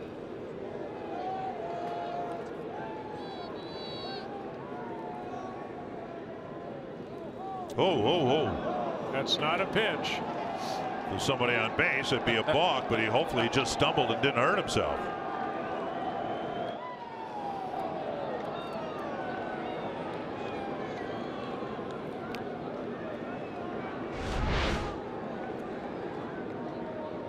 You can see where he landed the left foot. Then he pounds a fastball over the inside corner. 41-year-old Fernando Rodney. 16th major league season. Twins are the 9th different team he has pitched for.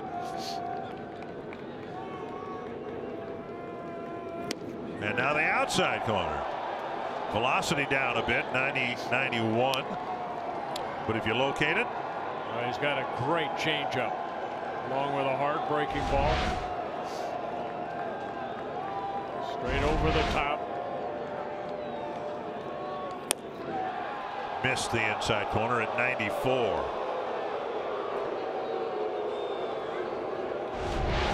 I tried that 2-seamer, the back door. Garver tried to steal it for his pitcher, but couldn't.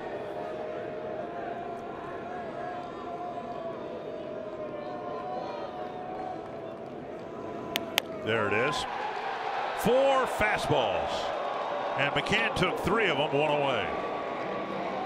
That's almost the same place that Odorizzi struck out McCann in his 3rd at bat in the 6th. Fastball in. You see a tail come back a little bit. And Rodney picks up a strikeout. And this time Garver had to bring the glove down a little bit. About 6 inches, whether that impacted the umpire or not. 1 down. And now J.D. Davis.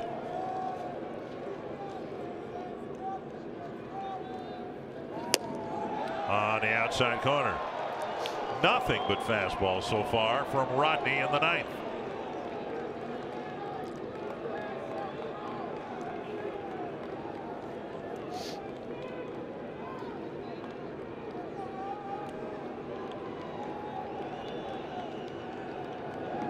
Foul back. We said coming in that we thought that the Twins would need to do better with runners in scoring position on our Pizza Ranch for the win. They didn't really do that. Little bit better, but well pitched game. Odorizzi really struggled early, but settled down nicely. 6 innings. Presley, good inning. Zach Duke, good inning, and Fernando Rodney trying to end it. 2 strikes. And another fastball, this time at 96, and it's fouled back. We haven't seen the changeup yet, have we? Not yet. He's setting them up nice.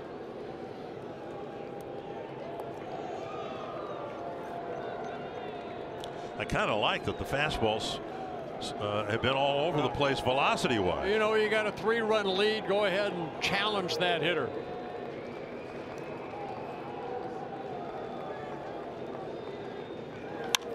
And a base hit to right, 94 miles per hour.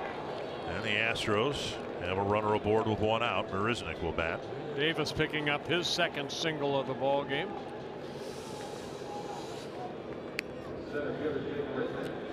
Marisnick with an RBI single his first time, and since then a strikeout and a fly ball. The hope is that Rodney will have the type of year he had last year in terms of successful saves. But I think if you watched and listened and read, you know that he'll make things interesting. There won't be an overabundance of clean innings. Outside ball 1. Now there's a base hit. There might be a walk before this is over with. Well, let's hope not.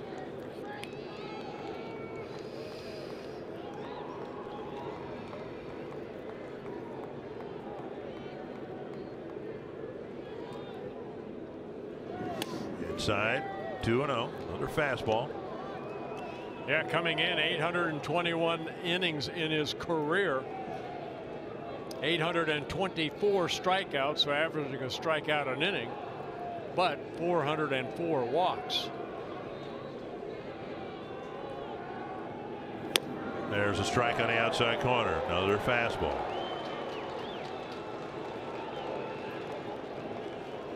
Last year with the Diamondbacks, 39 saves and 61 relief appearances. Low opponent batting average.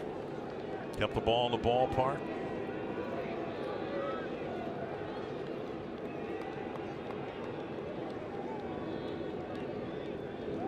Ooh, right in on the handle of the bat, right above his knuckles.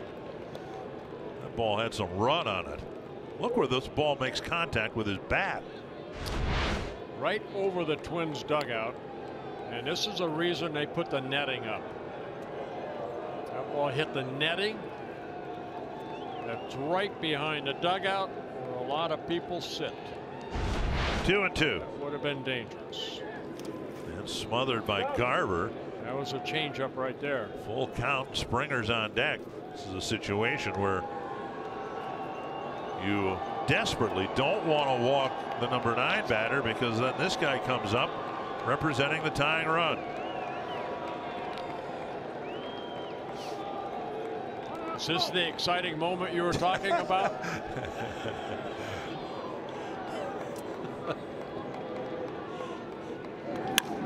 up the middle. Dozier backhands, flips one, but not two. Wow. A magical play behind the second base bag from Brian Dozier and Eduardo Escobar. What a great play by Dozier. Escobar right there. You can take a lot of ground balls during practice, but you don't work on this too often. Out of the glove, Escobar spins around, and a bang-bang play. Marisnik very quick getting out of that first base liner would have been an ending double play. What a great play by the middle infielders. Well, you don't get an out there, and then the nightmare scenario is right in front of you. One out, Springer at the plate representing the tying run. A great play by the Gold Glove winner. 2 down and a runner at first.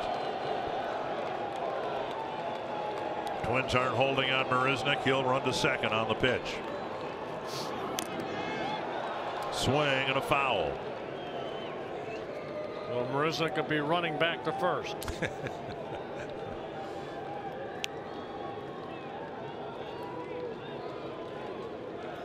Boy, that ball looked like it was going to go up the middle, and Brian Dozier came out of nowhere. That's how you win a Gold Glove. Look at this. You're thinking, here we go. But Brian, little out of the glove to Escobar. Wow. Marisnik goes to second on strike 2. Defensive indifference advancing him to second. 2 strikes to George Springer.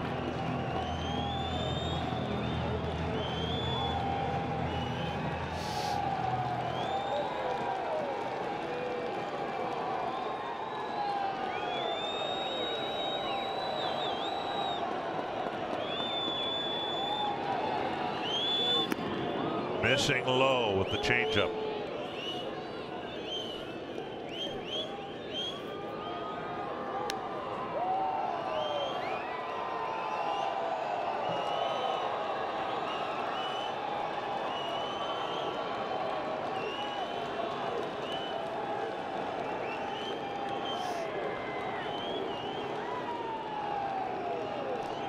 One and 2 to Springer.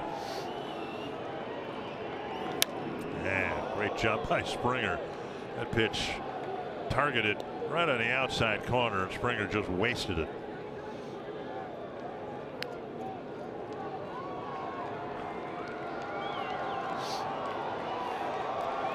Astros have won 7 straight here.